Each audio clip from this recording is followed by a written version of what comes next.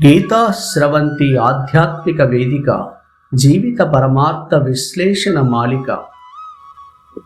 గురుదేవ, ఈరోజు మనం భగవద్గీత యందు 5వ అధ్యాయము కర్మ సన్యాస యోగము. భగవంతుడు కర్మకు ఇచ్చినటువంటి ప్రాధాన్యత ఎంత అంటే, ప్రతి ఒక్క పిల్లవాడు ఉన్నతమైన విద్యను అధ్యయనం చేస్తున్నాడు అంటే అతడు ప్రాథమికమైన విద్యను ఖచ్చితంగా చదివి ఉన్నాడు అంటారు. అంటే ఆలు దిద్దబెట్టకుండా మరి వాక్యాలను చదవడం కుదురుతుందా అంటే ఎట్టి పరిస్థితిలో కుదరదు. ఎవ్వరైనప్పటికీ కూడా పాఠశాలకు వెళ్ళి అక్షరాలు ఓనమాలు దిద్దిన తర్వాత మాత్రమే ఏమవుతారు, పై చదువులకు వెళ్ళడం జరుగుతుంది. అదే విధంగా ఈశ్వరుడు మనందరికీ చెప్తున్నారు, ప్రతి ఒక్కరూ కర్మ చేసి తీరవలసిందే అనే మాట మనకు 3వ అధ్యాయంలోనే పరమాత్మ చెప్పి ఉన్నారు.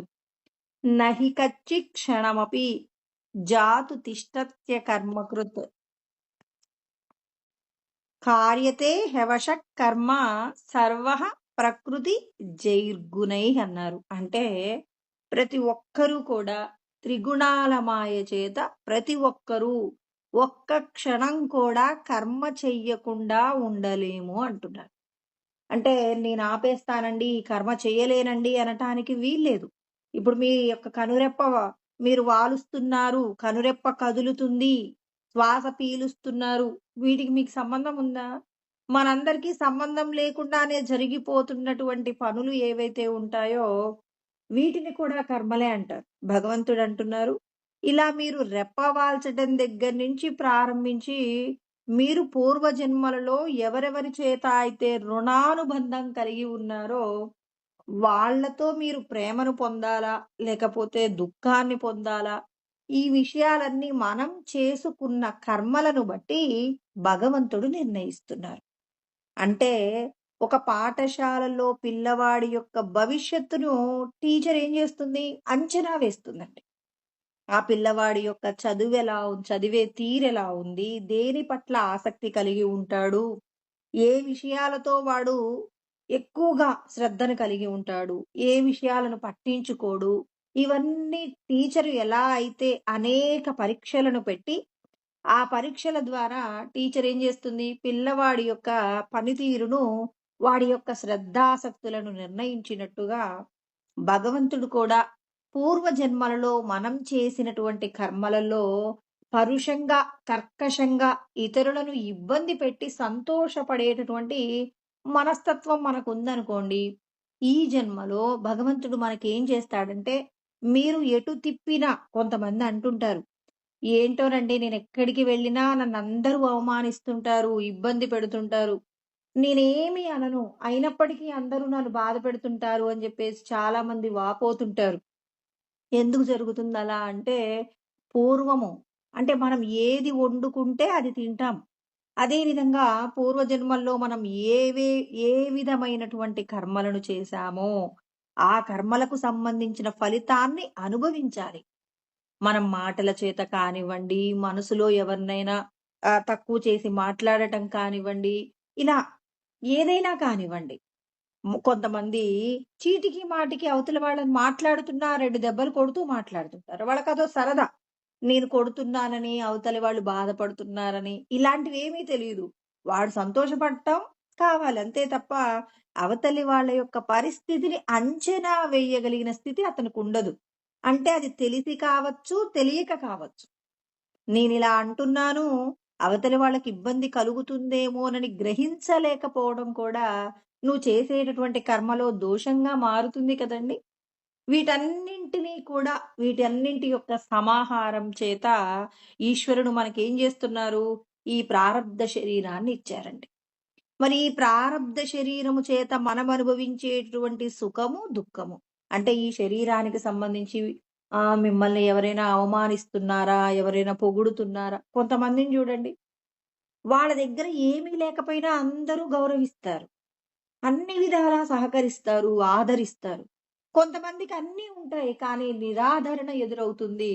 కారణం ఏమిటి అంటే, మరి ఒక పిల్లవాడికి మార్కులు చాలా వస్తాయండి క్లాస్‌లో. కానీ ఆ పిల్లవాడు అందరి చేత అహంకరిస్తూ ఉన్నాడనుకోండి. అప్పుడు ఆ టీచర్‌కి నచ్చుతారా? బాగా చదువుతాడు బావుంటుంది కానీ, పిల్లవాడి యొక్క అహంకారము మిగిలిన పిల్లలందరినీ కూడా అవమానపరిచేలాగా, ఏడిపించేలాగా, ఇబ్బంది పెట్టేలాగా ఉందనుకోండి.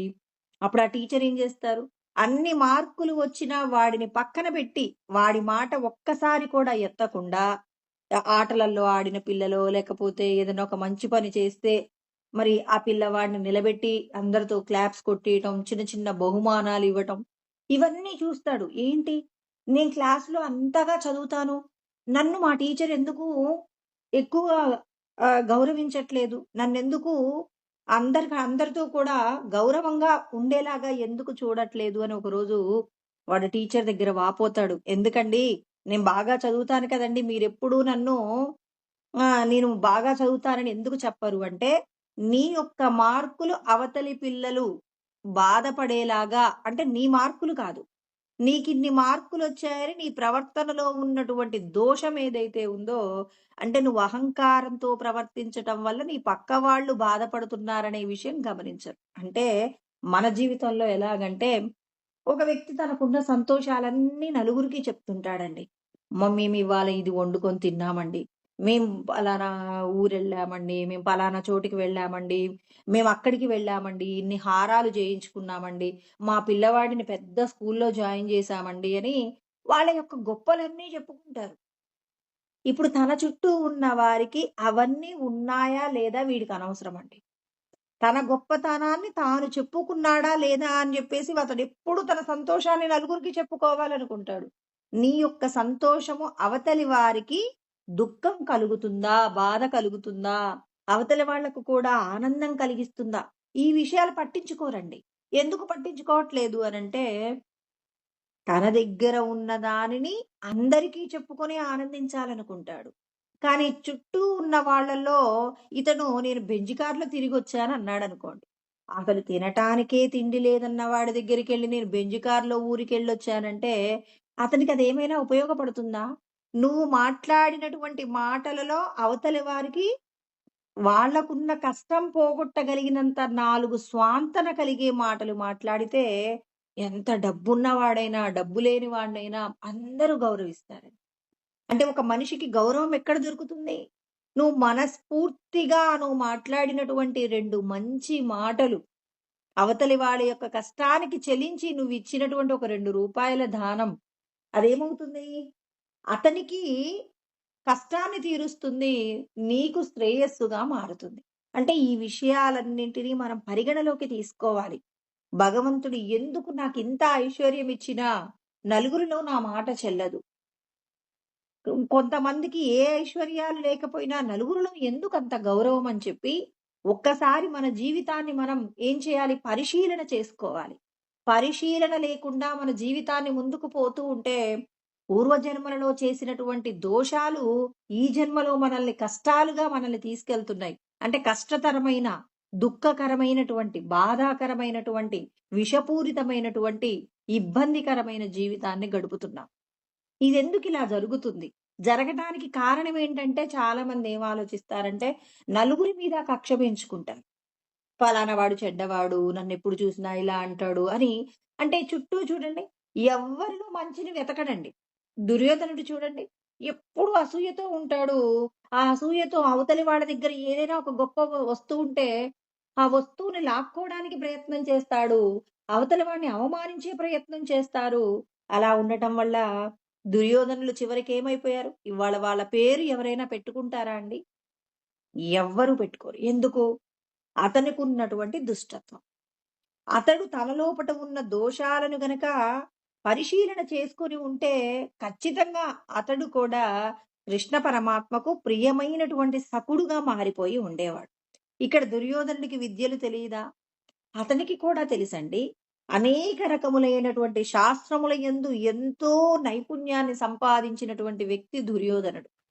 రావణాసురుడు అనేకములైనటువంటి తర్కములన్నింటినీ కూడా అధ్యయనం చేసి పాండిత్యమునందు ఎంతో పండినటువంటి వాడు. అయినప్పటికీ ఎందుకు ఇంత దుర్మార్గమైనటువంటి మరణాన్ని పొంది ఉన్నారంటే, తమ యొక్క స్వీయ పరిశీలన చేసుకోలేదు. అంటే తమ యొక్క ప్రవర్తనలో ఉన్న దోషాలను పోగొట్టుకునే ప్రయత్నం చెయ్యకపోవడం వల్ల వీళ్ళందరూ కూడా ఏమయ్యారు?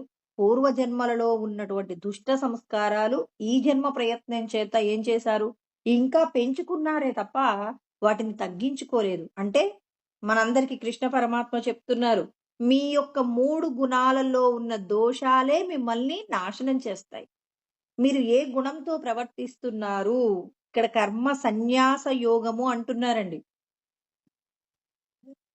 కర్మ సన్యాసము అంటే మనము చేసేటటువంటి పని యందు దేనిని విడిచిపెట్టాలి అంటే జ్ఞానమును తెలుసుకొని ఏం చేయాలి?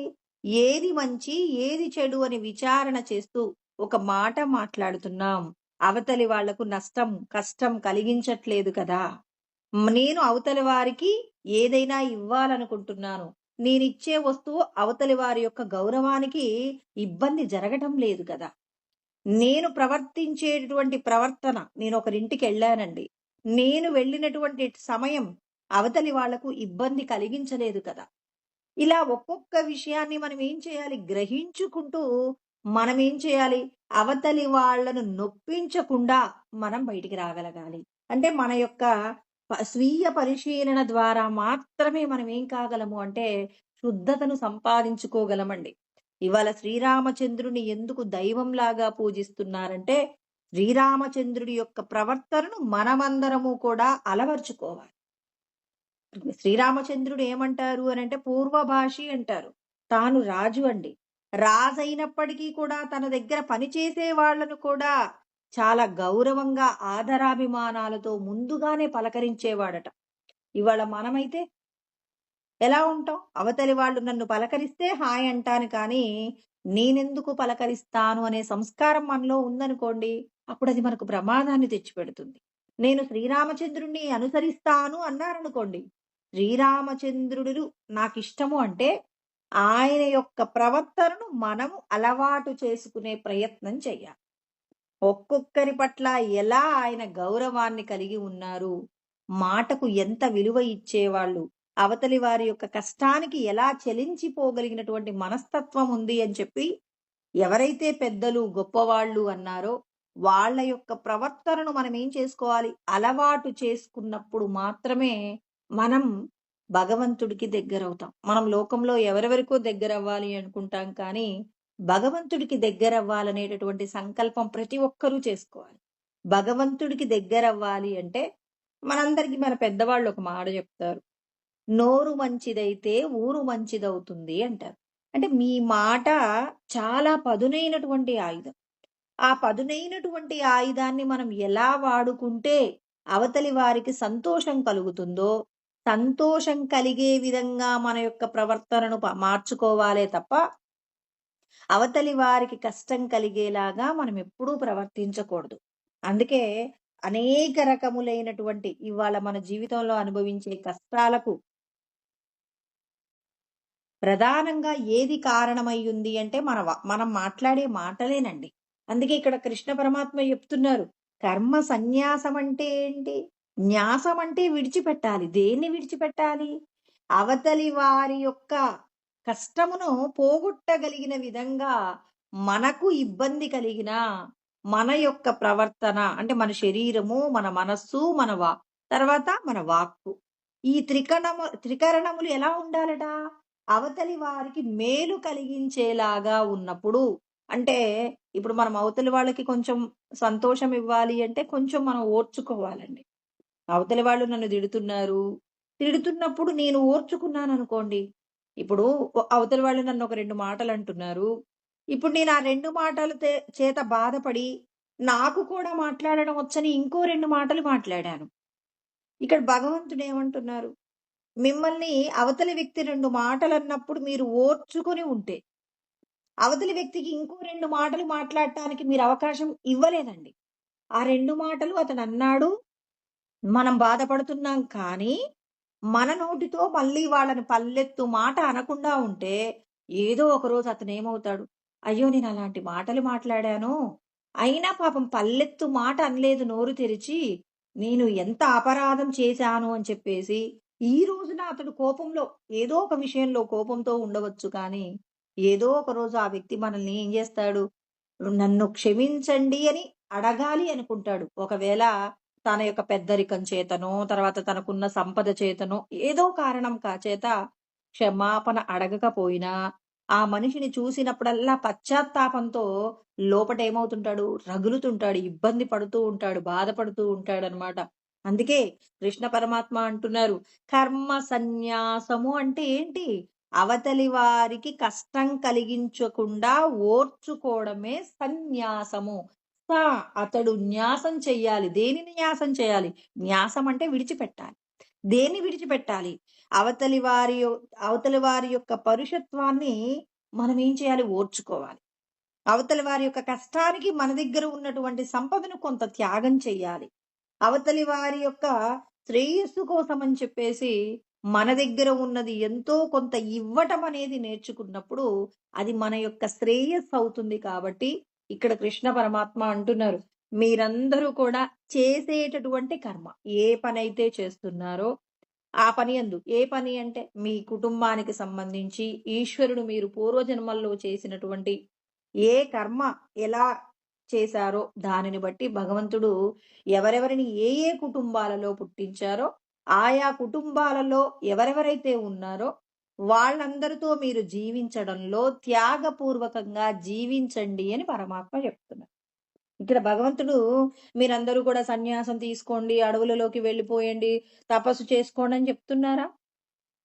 మీ చుట్టూ ఉన్నటువంటి అంటే మీరు మీ బంధువులతో కానివ్వండి, మీ స్నేహితులు కానివ్వండి, మీ ఇంటి పరిసరాలలో ఉన్నవాళ్ళు కానివ్వండి, మీ కుటుంబ సభ్యులు కానివ్వండి. ఎవరెవరితో అయితే మీరుంటున్నారో వాళ్ళందరి చేత కూడా మీరెలా ఉండాలి? త్యాగపూర్వకమైనటువంటి కర్మ చెయ్యమని చెప్తున్నారు. ఇంతకంటే సులభంగా ఎవరు చెప్తారండి? అయ్యో! ఈశ్వరుడి యొక్క జ్ఞానం తెలుసుకుంటే ఇక మేము సన్యాసం తీసుకోవాలట. అందుకే మాకు ఆత్మజ్ఞానం వద్దండి అంటే, ఆత్మజ్ఞానం ఎందుకు ఉపయోగపడుతుంది అంటే, నువ్వు ఎప్పుడూ సంతోషంగా ఉండటానికి, నీ చుట్టూ నలుగురిని సంతోషింప చేయడానికి నీ దగ్గర ఉండేటటువంటి ఆయుధం ఏంటంటే ఆత్మజ్ఞానమేనండి. ఆత్మజ్ఞానానికి మినహా ఏ ఒక్క సంపద కూడా నువ్వు సంతోషంగా ఉండడానికి ఉపయోగపడదు. నీ చుట్టూ ఉన్న వాళ్ళను కూడా సంతోషపెట్టేటటువంటి ప్రయత్నం చెయ్యదండి. మన దగ్గర ఉన్నది ఒక రోజున మనకే ఏమవుతుంది? చాలా ఇబ్బందులు పెడుతుంది. అందుకే భగవంతుడు అంటున్నారు, ఆత్మజ్ఞానము అంటే కృష్ణ పరమాత్మ చెప్తున్నారనమాట. ప్రతి ఒక్కరికి కూడా పరమాత్మ చెప్తారు. మీరందరూ కూడా యత్ సాంఖ్యైః ప్రాప్యతే స్థానం తద్యోగైరపి గమ్యతే. ఏకం సాంఖ్యంచ యోగంచ యః పశ్యతి సహ పశ్యతి అంటారు. అంటే ఇక్కడ కృష్ణ పరమాత్మ ఏమంటున్నారు? ప్రతి ఒక్కరు జాగ్రత్తగా అర్థం చేసుకోండి. కర్మయోగము, జ్ఞానయోగము రెండింటికి కూడా పరమాత్మ సరైనటువంటి అంటే సమానమైన స్థానాన్ని ఇచ్చారు. ఈ రెండింటి యందు కూడా ఆయన చూడండి, ఏకం సాంఖ్యంచ యోగంచ యః పశ్యతి సహ పశ్యతి. అంటే ఈ రెండింటిని కూడా ఒకే దానిలాగా చూడండి. అంటే రెండింటి వల్ల ఒకే ఫలితాలు. జ్ఞానయోగులు మోక్షాన్నే పొందుతారు. కర్మయోగులు మోక్షాన్నే పొందుతారు. సాంఖ్యయోగులు ఎక్కువని, కర్మయోగులు తక్కువని కృష్ణ పరమాత్మ చెప్పట్లేదు. అసలు కర్మ, సాంఖ్యము అనేది ఏమన్నారు? కర్మయోగము ప్రాథమిక విద్య అయితే సాంఖ్యయోగము ఏమవుతుంది? ఉన్నత విద్య అవుతుంది. పూర్వజన్మల్లో చాలా మంది గొప్ప గొప్ప సంస్కారాలతో అంటే పూర్వము చేసినటువంటి దానాలు, ధర్మాలు ఏవైతే ఉంటాయో అవేమవుతాయంటే ఈ జన్మలో ఒక గురువుని చేరి జ్ఞానంతో కూడి కర్మ చేసేలాగా ఈశ్వరుడు అనుగ్రహం చేస్తాడన్నమాట. వాళ్ళు జ్ఞానయోగులుగా పుడతారనమాట. కృష్ణ పరమాత్మ కూడా చెప్పారు.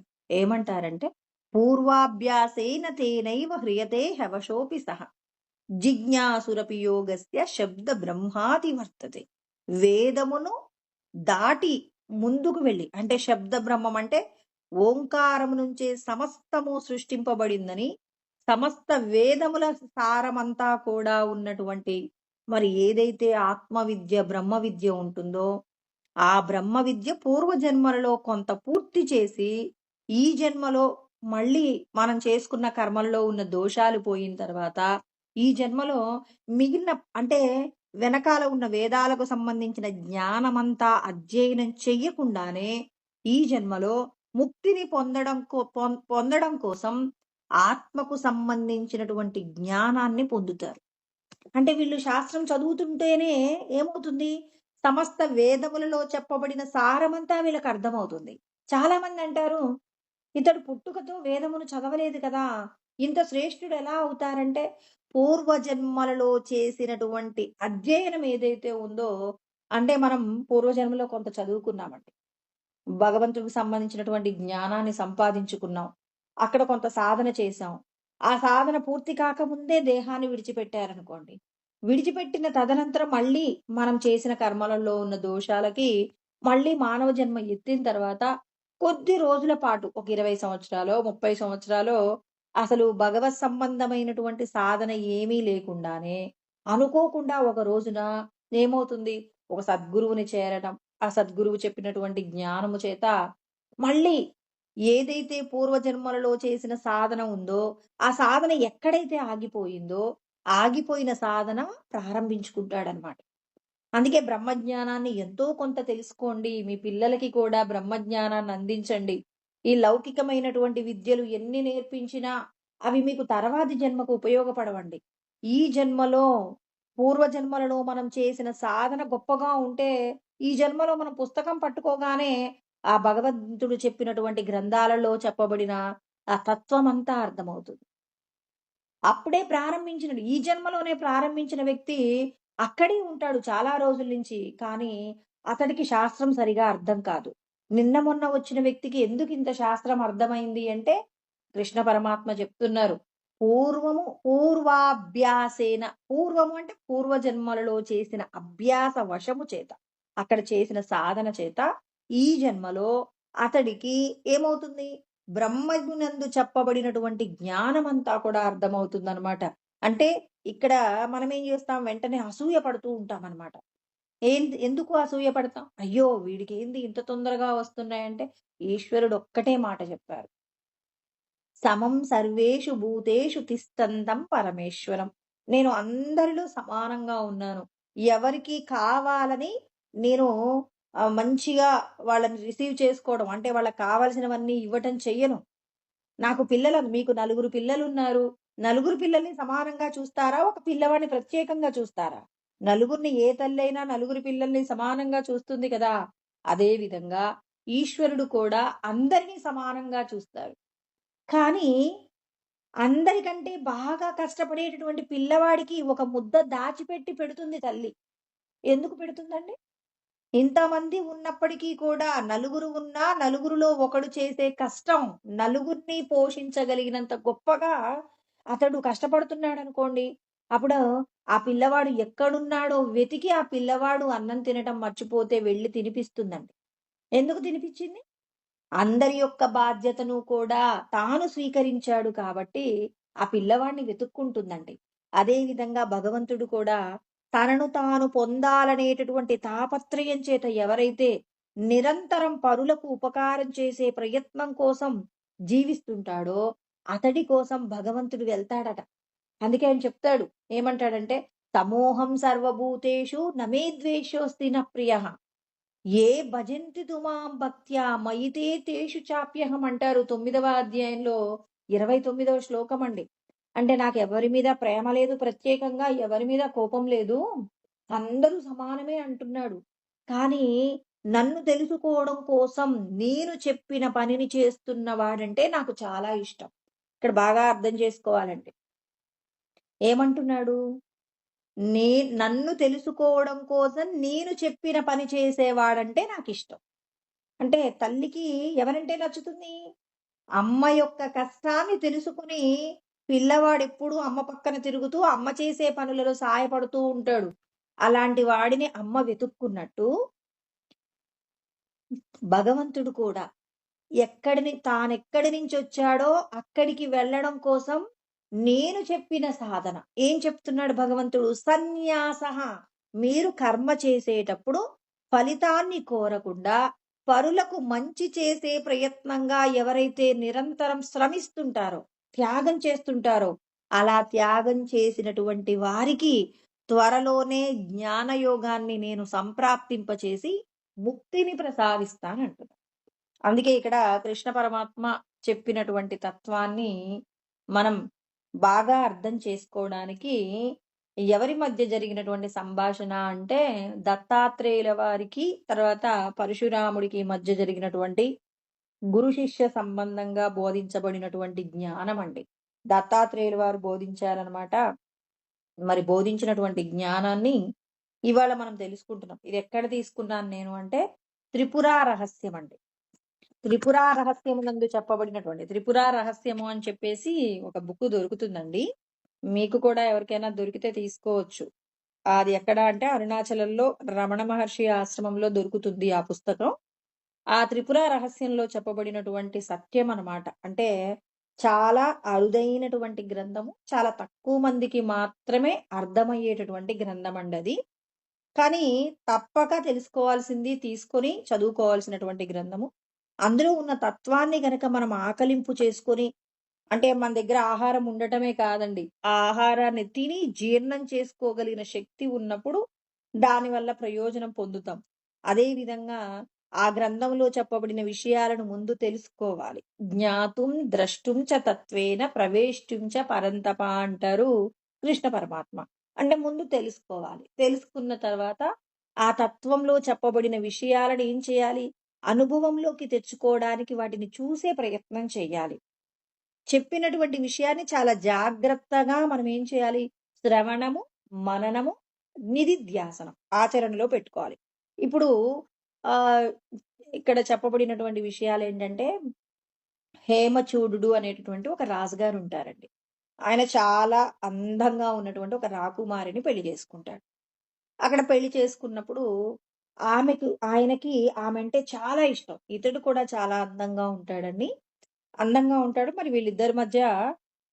మరి వీళ్ళిద్దరికీ పెళ్లి జరుగుతుంది. ఇతడికి రాజుగారికి చాలా ఇష్టమట భార్య అంటే. అంటే ఇది పూర్తిగా వైరాగ్యము బోధించేటటువంటి విధానంలో బోధించారనమాట. అంటే ఇదే సత్యము. సత్యాన్నే చెప్తూ ఉన్నారనమాట. అయితే ఈ రాజుగారు రోజు రాత్రి పడుకునేటప్పుడు తన దగ్గర పనిచేసేవాడు ఒకడుంటాడు. అతడు చాలా మద్యాన్ని తాగిస్తాడనమాట.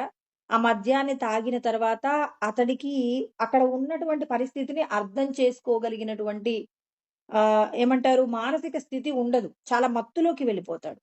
ఇక్కడ రాణి గురించి మాట్లాడినప్పుడు ఈ రాణికి ఆ మహారాజు అంటే ఇష్టం ఉండదండి.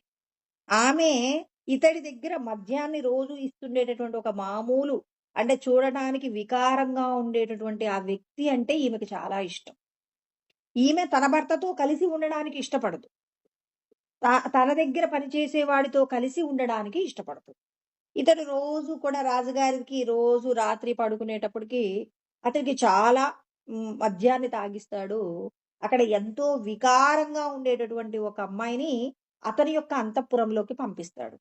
ఇతడు మద్యాన్ని స్వీకరించిన తర్వాత ఎంతో గొప్పదైనటువంటి నా సౌందర్యశీలి అయినటువంటి నా భార్యతోనే నేను రమిస్తున్నానని చెప్పేసి తాను కలిసి ఉండేవాడు. ఇక్కడ ఈ రాకుమారి ఆ వ్యక్తి అక్కడ చూడటానికి కూడా బాగుండనటువంటి వికారంగా ఉన్నటువంటి పురుషుడితో కలిసి ఉంటుంది. అంటే ఇక్కడ భగవంతుడు సత్యం తెలియచేస్తూ ఉన్నారనమాట. అంటే అందమనేది మీ యొక్క భావంలో ఉందే తప్ప, అక్కడ నిజంగా మీరు ఆయా శరీరాలలో అనుభవించటంలో ఏ విధమైన సుఖము లేదు.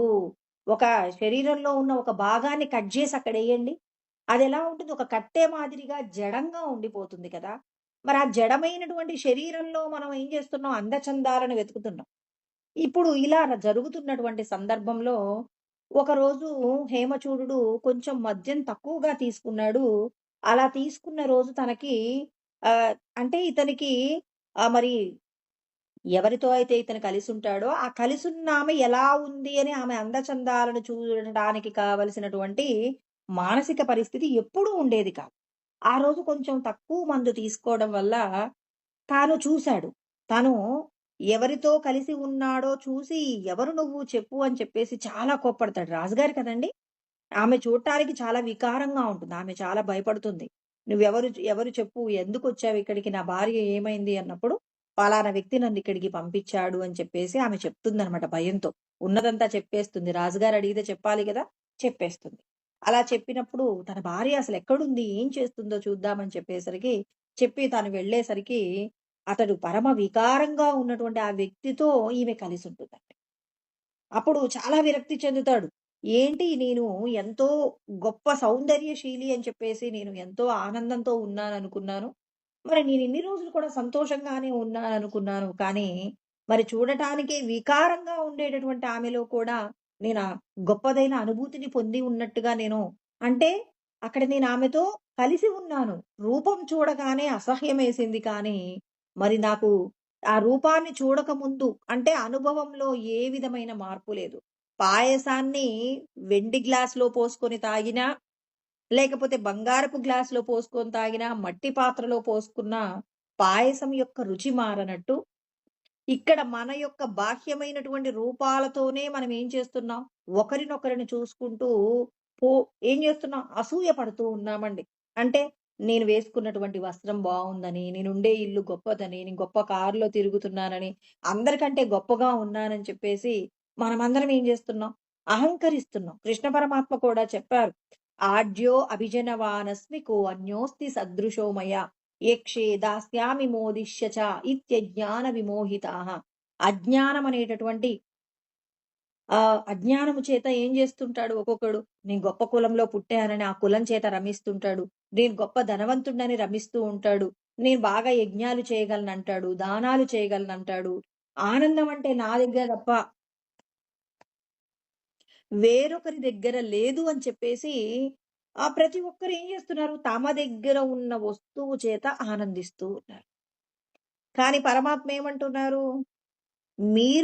మీరు కానటువంటి ఈ శరీరానికి సంబంధించినటువంటి వస్తువు మీద మీరు అతి ప్రేమ పెట్టుకొని, దానికి ఉన్నటువంటి ఏదైతే గొప్ప శరీరమో, అంటే అందమైన శరీరమో, దానికి ఉన్నటువంటి ఐశ్వర్యం ఏదైతే ఆభరణాలున్నాయో, దానికున్నటువంటి సంపదలున్నాయో, వాటిని చూసి ఒక్కొక్కరు ఈ అజ్ఞానం చేత ఏం జేస్తున్నారు?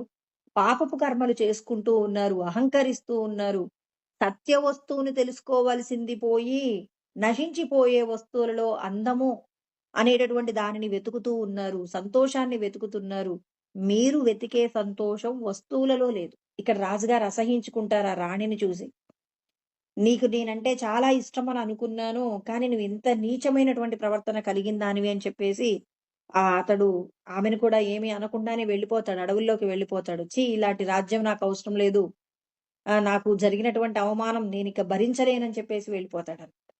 అలా వెళ్ళిపోయిన తర్వాత అక్కడికి వెళ్ళిన తర్వాత హేమమాలిని అనేటటువంటి ఒక అందమైన అమ్మాయి ఉంటుంది. ఆ అమ్మాయిని చూసి నేను నిన్ను మోహిస్తున్నాను, నిన్ను నేను ప్రేమిస్తున్నాను, పెళ్లి చేసుకుంటాను అని చెప్పేసి అంటాడు. అంటాను అన్నప్పుడు వీరిద్దరి మధ్య కూడా వివాహం జరుగుతుంది. వివాహం జరిగిన తర్వాత ఆహ్, ఈ భార్య అతనికి జ్ఞానాన్ని బోధిస్తుందనమాట. ఈమె ఈమె ఎలా ఉంటుందంటే చాలా సౌందర్యవంతంగా ఉంటుంది. ఈ హేమచూడుడు ఆమెను చాలా ఇష్టపడుతుంటాడు. చాలా సంతోషంగా ఆమెను స్వీకరిస్తాడనమాట.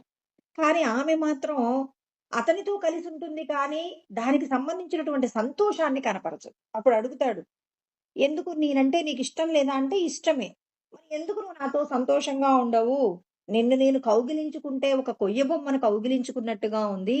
మరి నీకు నాకున్న తేడా ఏంటి?" అని చెప్పేసి అడుగుతాడనమాట హేమచూడుడు. అలా అడిగినప్పుడు అప్పుడు చెప్తారు. నేను నిన్ను ఇష్టపడుతున్నాను అంటే, నీ లోపట ఉన్న సత్య ఆత్మను ఇష్టపడుతున్నాను. అంతేగాని బాహ్యమైనటువంటి శరీరాన్ని ఇష్టపడట్లేదు అని చెప్పి హేమమాలిని ఈ హేమచూడుడికి అర్థం కాదు. ఇప్పుడు మనందరం కూడా అంతే కదండీ! బయట వాళ్ళు వేసుకున్నటువంటి ఆభరణాలను చూస్తాం, వస్త్రాలను చూస్తాం, వాళ్ళు తిరుగుతున్న కారు చూస్తాం, వాళ్ళున్న ఇండ్లు చూస్తాం, వాళ్ళ పేరు మీద ఉన్నటువంటి బ్యాంక్ బ్యాలెన్స్ చూస్తాం, వాళ్ళకున్న సంపదలు చూస్తాం. మరి వీటన్నింటిని చూసి కదా మనమందరము అయ్యో! వీళ్ళు గొప్పవాళ్ళండి, గొప్పవాళ్ళండి అంటున్నాం. ఇక్కడ హేమచూడుడు కూడా అలాగే అంటున్నాడు. తాను స్వతహాగా రాజకుమారుడు, చాలా అందంగా ఉంటాడు. ఇంతకంటే ఇంకా నాకు ఉండవలసినటువంటి గొప్ప విషయాలేముంటాయంటే, ఇక్కడ హేమమాలిని చెప్తుందనమాట. ఇక్కడ కంటికి కనపడుతున్నవి మనం ఎప్పుడు చెప్పుకుంటాం. శాస్త్రం చెప్పింది యదృశ్యం తన్నశ్యం. కంటికి కనపడుతున్నదంతా నశించిపోతుంది అని చెప్తుంది. మరి నశించిపోయే విషయాలలో ఉన్నటువంటి ఐశ్వర్యం గొప్పదా? ఈ నశించిపోయే వస్తువులన్నింటికి శక్తినిచ్చేటటువంటి చైతన్యం గొప్పదా? నేను ఆ చైతన్యాన్ని ఇష్టపడతాను, ఈ దేహాలను ఇష్టపడను అని చెప్పేసి హేమమాలిని చెప్తే అర్థం కాదు హేమచూడుడికి. అప్పుడు నేను నీకు సత్యం చెప్తాను అని చెప్పేసి, అంటే మన అందరి జీవితానికి సంబంధించి ఆధ్యాత్మికమైనటువంటి రహస్యం అనమాట. త్రిపుర రహస్యంలో బంధ ఆఖ్యాయిక అని చెప్పేసి ఐదో భాగం అనమాట. ఆ భాగంలో చెప్తారనమాట. ఏమని చెప్తారంటే, చాలా జాగ్రత్తగా అర్థం చేసుకోవాలండి. అర్థం చేసుకొని అంటే దాన్నేం చేయాలి? ఆచరణలో పెట్టుకుంటే మోక్షమొస్తుంది. ఆచరణలో ఎంతగా మనం పెట్టుకుంటే దానివల్ల ప్రయోజనం పొందుతామనమాట. ఇక్కడ మనందరికీ తెలిసిన విషయాలేంటి? బుద్ధి, మనస్సు, తర్వాత ఇంద్రియాలు వీటన్నింటి గురించి మనకు తెలుసు గదా! మరి ఇవన్నీ అసలెలా? నేను ఈ దేహం కాదు, దేహంలో బంధింపబడి ఉన్నాను అని చెప్పేసి అంటాం. కృష్ణ పరమాత్మ గూడా చెప్పారు. ఏమని చెప్పారు? సత్వరజస్తమ ఇతి గుణాః ప్రకృతి సంభవాః నిబధ్నంతి మహాబాహో దేహే దేహినమవ్యయం అంటారు. అంటే హ్మ్. జీవుడనేటటువంటి వాడు అంటే జీవాత్మ త్రిగుణాల మాయ చేత బంధింపబడి ఉన్నారు అనే సత్యం కృష్ణ పరమాత్మ 14వ అధ్యాయం 5వ శ్లోకంలో చెప్పారు. మళ్ళీ 7వ అధ్యాయం 25వ శ్లోకంలో గూడా అంటారు. నాహం ప్రకాశః సర్వస్య యోగమాయా సమావృతః. యోగమాయ చేత నేను కప్పబడి ఉన్నాను. అంటే నేనందరికీ కనిపించట్లేదు ఎందుకు? అంతటా ఉన్నాను కానీ నేనెందుకు కనిపించట్లేదు అనంటే యోగమాయ కప్పబడింది అనన్నారు.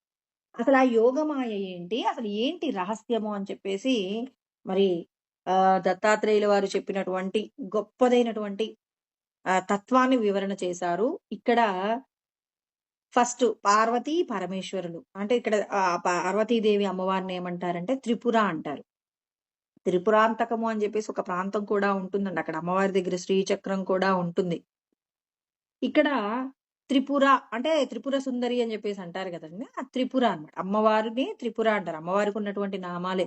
పార్వతీ, పరమేశ్వరుడు అయినప్పుడు పార్వతీదేవి సృష్టి యొక్క ఆ సృష్టినంతటిని కూడా చేస్తుంది. ప్రకృతి అండి.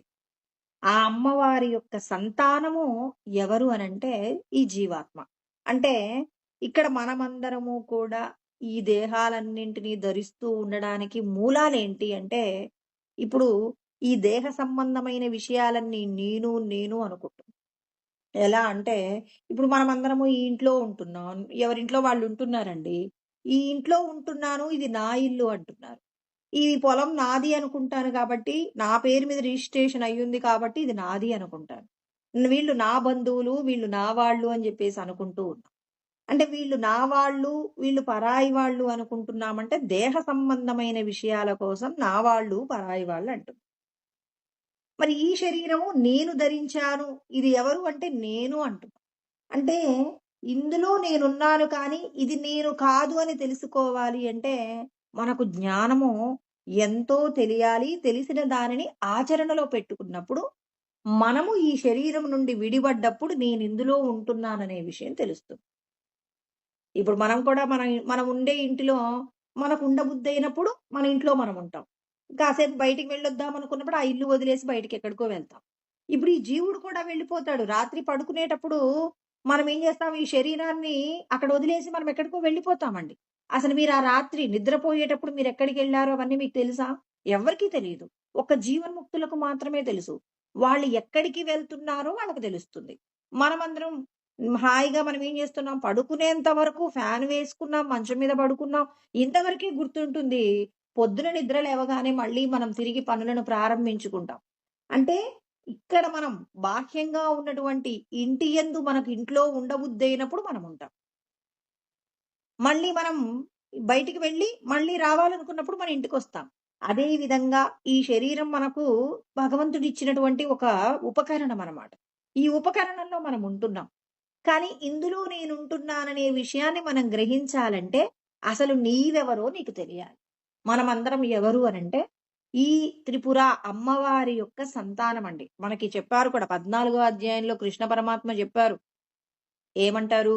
తాసాం బ్రహ్మ మహద్యోనిః అహం బీజప్రదః పిత. మూల ప్రకృతి మీ అమ్మ అయితే తండ్రిని నేనవుతాను అని చెప్పేసి కృష్ణ పరమాత్మ 14వ అధ్యాయం 3, 4 శ్లోకాల్లో చెప్తారు. నేనే చైతన్యవంతమైన బీజమును మరి యోని యందు ప్రవేశపెడతాను. ఆ ప్రవేశపెట్టబడినటువంటి ఈ యోనులే 84 లక్షల రకాల ఉపాధులు. సర్వయోనిషు కౌంతేయ మూర్తయ సంభవంతియాహ. అన్ని ప్రాణులు పుడుతున్నాయి. పుట్టిన ప్రాణులన్నింటికీ తల్లి ఎవరు అంటే అమ్మవారు ప్రకృతి. ఆమెనే త్రిపుర అంటారు, పార్వతి అంటారు, రకరకాల పేర్లతో పిలుస్తారు అమ్మవారిని. తర్వాత తండ్రి ఎవరు అంటే నేను పురుషుణ్ణి అని చెప్పేసి చెప్తారు. మళ్ళీ 7వ అధ్యాయంలోనే 4-5 శ్లోకాలలో కృష్ణ పరమాత్మ చెప్తారు అపరా ప్రకృతి, పరా ప్రకృతి. కంటికి కనపడుతున్న పంచభూతాలతో కూడినటువంటి దేహము ఏమవుతుంది? ఈ శరీరము ఆకాశము, వాయువు, అగ్ని, జలము, తర్వాత భూమి. భూమిరాపోనలో వాయు కం మనోబుద్ధిరేవచ అహంకారైతీయమ్మే భిన్నా ప్రకృతిరష్టద. పంచభూతములు, మనస్సు, బుద్ధి, అహంకారము, ఈ 8 కూడా ఏమవుతాయి? అపరా అంటే జడమైన వస్తువులు. మరి జడమైన వాటికి శక్తినిచ్చేది ఎవరు అనంటే అపరేయమితస్త్వన్యాం ప్రకృతిం విద్ధి మే పరాం జీవభూతాం మహాబాహో యయేదం దార్యతే జగత్ అంటారు. ఈ జగత్తంతటికీ కూడా జడమైన శరీరాలకు శక్తినిచ్చే స్వరూపంగా అమ్మవారు ఉంది. అంటే అమ్మవారే అపరా ప్రకృతిగా, పరా ప్రకృతిగా కూడా ఉంది. ఇది మనకు పరాభవ సంవత్సరము అనంటే పరాశక్తిని మనం దర్శనం చేసుకోవడానికి, జీవన్ముక్తులు కావడానికి, ఆధ్యాత్మికమైన సాధనలో ముందుకు పోవడానికి మనందరికీ దొరికినటువంటి గొప్పదైనటువంటి అవకాశం ఏంటంటే ఇప్పుడు మనకున్నటువంటి ఏదైతే ఈ ఈ సంవత్సరం ఉందో ఆ సంవత్సరం అందరికీ కూడా ఆధ్యాత్మికతలో ముందుకు పోవడానికి గొప్పదైన అవకాశం.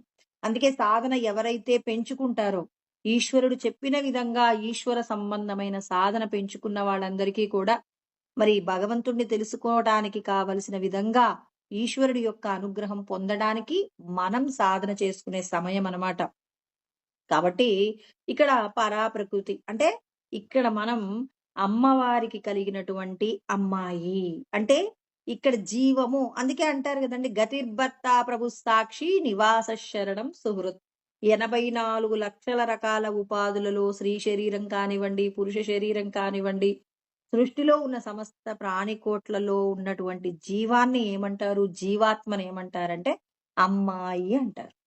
స్త్రీ స్వరూపంగా చెప్తారు, పురుష శరీరంగా చెప్పరంట. ఇప్పుడు ఇక్కడ అమ్మాయి ఉంది. ఇప్పుడు ఈ అమ్మాయి ఎవరు? అక్కడ ఉన్నటువంటి ఆ పరమేశ్వరి యొక్క కూతురు ఎవరు అనంటే జీవాత్మ అండి. పరమాత్మ యొక్క కూతురు ఎవరు? జీవాత్మ. మరి ఇప్పుడు ఈ జీవాత్మకు ఒక చెలికత్తె ఉందండి. ఇప్పుడు మనకి రాజుకు సంబంధించినటువంటి రాజ్యాలు, పూర్వకాలంలో రాజులు రాణులు ఉంటారు కదా, వాళ్ళ కూతురికి పెళ్లి చేసి పంపించేటప్పుడు ఏం చేస్తారు? ఒక చెలికత్తెని కూడా ఇచ్చి పంపిస్తారు. అదే విధంగా రాకుమారికి దగ్గరగా ఉంటారు చెలికత్తెలు కొంతమంది. ఇప్పుడు మామూలుగా మనం ఆఫీస్లో పిఏ అంటాం కదండి, పర్సనల్ అసిస్టెంట్ అంటారు కదా, మరి అలా ఒక పిఏ ఉంటుందట. ఇప్పుడు మన అందరికీ కూడా ఒక పిఏ ఉంది. ఎవరో తెలుసా అండి? బుద్ధి. ఈశ్వరుడు మనిషికి మాత్రమే ఏం చేశాడు? ఒక పర్సనల్ అసిస్టెంట్ ని పెట్టాడు. మిగిలిన వేరే శరీరాలకి ఏమీ ఉండదండి, ఇలాంటి పర్సనల్ అసిస్టెంట్ ఉండదు. ఇక్కడ మనిషికి మాత్రమే ఏంటి అంటే మరి భగవంతుణ్ణి తెలుసుకోగలిగినటువంటి బుద్ధి చైతన్యం చాలా శుద్ధమైనది. అంటే రాజకుమారి జీవాత్మకు ఎంత శక్తి ఉందో, ఎంత స్వచ్ఛత ఉందో, శక్తి కాదండి, రాజకుమారికి ఉన్నటువంటి శక్తి స్వచ్ఛత. ఇక్కడ బుద్ధికి ఏముంటుందంటే స్వచ్ఛత ఉంటుందండి. స్వచ్ఛత అంటే మలినములు లేనటువంటిది బుద్ధి చైతన్యం. ఈ బుద్ధి చైతన్యానికి బుద్ధి చైతన్యమట ఒక ఆమెతో పరిచయం పెంచుకుంటుందట. ఎవరు ఆమె పరిచయం చేసుకునేటటువంటి ఆమె అంటే అవిద్య, శూన్యము అనేటటువంటి ఆమె. ఇప్పుడు మనం అందరం ఈ శరీరమే నేను అనుకోవడానికి కారణం ఎవరు? అవిద్య చేత. ఈ దేహమే నేను అనుకుంటున్నాం. ఈమె ఎవరికి చెలికత్తే అంటే జీవాత్మకు చెలికత్తే అండి. మరి ఈమె చెలికత్తే అయినటువంటి ఈమె ఏం చేస్తుంది? ఇక ఈమె ఒక అవిద్య చేత అంటే ఒక పాపపు కార్యాలు చేయడానికి సిద్ధంగా ఉన్న అజ్ఞానముతో కూడినటువంటి ఒక ఆమెతో సహవాసం చేస్తుంది. కృష్ణ పరమాత్మ చెప్పిన సత్యం కూడా చెప్తాను ఇక్కడ. 13వ అధ్యాయంలో 20వ శ్లోకంలో చెప్తారు, ప్రకృతిం పురుషం చైవ విద్యనాది ఉభావపి వికారాంశ గుణాంశైవ విద్ధి ప్రకృతి సంభవాన్. ఇక్కడ భగవంతుడు తానేం చేశాడు? తన యొక్క సృష్టిని ప్రారంభించుకున్నప్పుడే మాయను కూడా సృష్టించాడండి. అంటే పరమాత్మ తనను తాను సృష్టి చేసుకున్నప్పుడు ఇక్కడ ఒక మాయను కూడా అంటే లోకంలో ఉన్న విషయాలను అనుభవింప చేసుకోవడంలో ఇక్కడ పరమాత్మ ఏం చేశారు? త్రిగుణాలతో కూడిన మాయను కూడా ఆయన సిద్ధం చేశాడు. అంటే ఇప్పుడు ఒక పిల్లవాడు పరుగు పందెంలో ఫస్ట్ రావాలి అంటే తనతో పాటు ఉన్నటువంటి 9 మందిని దాటి ముందుకు వెళ్ళాలి. సృష్టిలో అందరికీ ఒకే నియమం వర్తిస్తుంది. ఆ నియమం ఏంటి అనంటే మాయ అండి. ఇక్కడ అవిద్య అనేటటువంటి ఒక పెద్దావిడ చేత అంటే అమ్మవారితో పాటు పుట్టినటువంటి ఆమె ఎవరు అంటే మాయ. ఇప్పుడు ఈ మాయను ఏం చేస్తుంది అంటే ఈ మాయతో ఈమె స్నేహం చేసింది బుద్ధి. అంటే మనందరిలో ఉన్న బుద్ధి ఎవరితో స్నేహం చేస్తున్నాం మనమందరం? అవిద్య చేత మనం సహవాసం చేస్తున్నాం. అంటే వయసులో వీళ్ళకంటే వాళ్ళ అమ్మగారి వయసు ఉన్నటువంటిది అవిద్య. ఆమెకు కొడుకున్నాడండి. ఆ కొడుకు పేరు ఏం పేరు అనంటే మోహ. మనకేదైనా ఒక వస్తువుని చూస్తే కావాలి, కావాలి అనిపిస్తుంది గదా! ఈ మోహ అనేటటువంటి అవిద్యకు కొడుకెవరట? మనం ఏదైనా ఒక వస్తువుని చూడగానే కావాలంటున్నామంటే, ఇక్కడ మనందరి యొక్క బుద్ధి దేనికి వశమైంది అనంటే, అవిద్యకు. మనం ఏ శరీరాన్ని పొందామో ఆ శరీరమే నేననుకుంటూ, ఈ శరీరానికి సంబంధించిన సుఖాల కోసం అని చెప్పి మనం వెంపర్లాడుతున్నప్పుడు, ఈ మోహం చేత మనం ఏం చేస్తుంటామంటే, ఇతరుల యొక్క వస్తువులను మన సొంతం చేసుకోవాలనుకుంటాం. ఇక్కడ బుద్ధి ఎవరిని పెళ్లాడింది అంటే, ఒక అవిద్య అనేటటువంటి ఆమె కొడుకుని ప్రేమిస్తుందండి. ఈ మోహ ఎలాంటిది అంటే చాలా తాగుబోతు. ఎలాంటి వ్యసనాలు ఉండాలో అన్ని రకాల వ్యసనాలు కలిగినటువంటి ఇప్పుడు చెవి ద్వారా మనం 4 ఏదో మాటలు వింటున్నాం. ఇప్పుడు ప్రవచనం వస్తుంది. నీకిష్టమైన పాటొస్తుందండి సినిమాలో. ఇప్పుడు ఈ ప్రవచనం ఏముంది నాకవసరం లేదు అని చెప్పేసి ఎవరో మాట్లాడుతున్నారు. బయటనో, సినిమాలోనో ఒక ఇష్టమైన పాటనో, ఎవరో మీకు నచ్చిన వాళ్ళు మాట్లాడడమో జరుగుతుంది. ఇప్పుడు ఈ ప్రవచనం వదిలిపెట్టేసి మనం ఎక్కడికైనా వెళ్ళి మనకు నచ్చిన విషయాన్ని వింటున్నాం. అంటే నిన్ను మాయలో పడవేసేదేంటి? మోహ. ఆ మోహమే కదా నిన్ను ఏమో ఈ ప్రవచనందేముంది, ఏముంది వింటే వింటాం లేకపోతే లేదు. ఎవరో తిట్టుకుంటున్నారట అని చెప్పేసి గబగబా మనం ఇక్కడి నుంచి విడిచిపెట్టి పక్కకి వెళ్ళిపోతామండి. అదే విధంగా నచ్చిన పదార్థాలు అక్కడ 4 రకాల పదార్థాలున్నాయి. ఆ పదార్థం తినకూడదు. కానీ నీకది ఇష్టం. షుగర్ ఉంది నీ శరీరంలో. కానీ ఇప్పుడు అక్కడ ఆ పదార్థం కనపడుతుంది. ఇప్పుడు ఆ పదార్థం తినేస్తాను. అవసరమైతే ఒక టాబ్లెట్ వేసుకుంటానని ఆ పదార్థం కోసం మనం వెళ్తున్నామంటే మోహం మనలో ఉందా లేదా? ఇక్కడ బుద్ధి యొక్క భర్త ఎవరు అంటే మోహం అండి.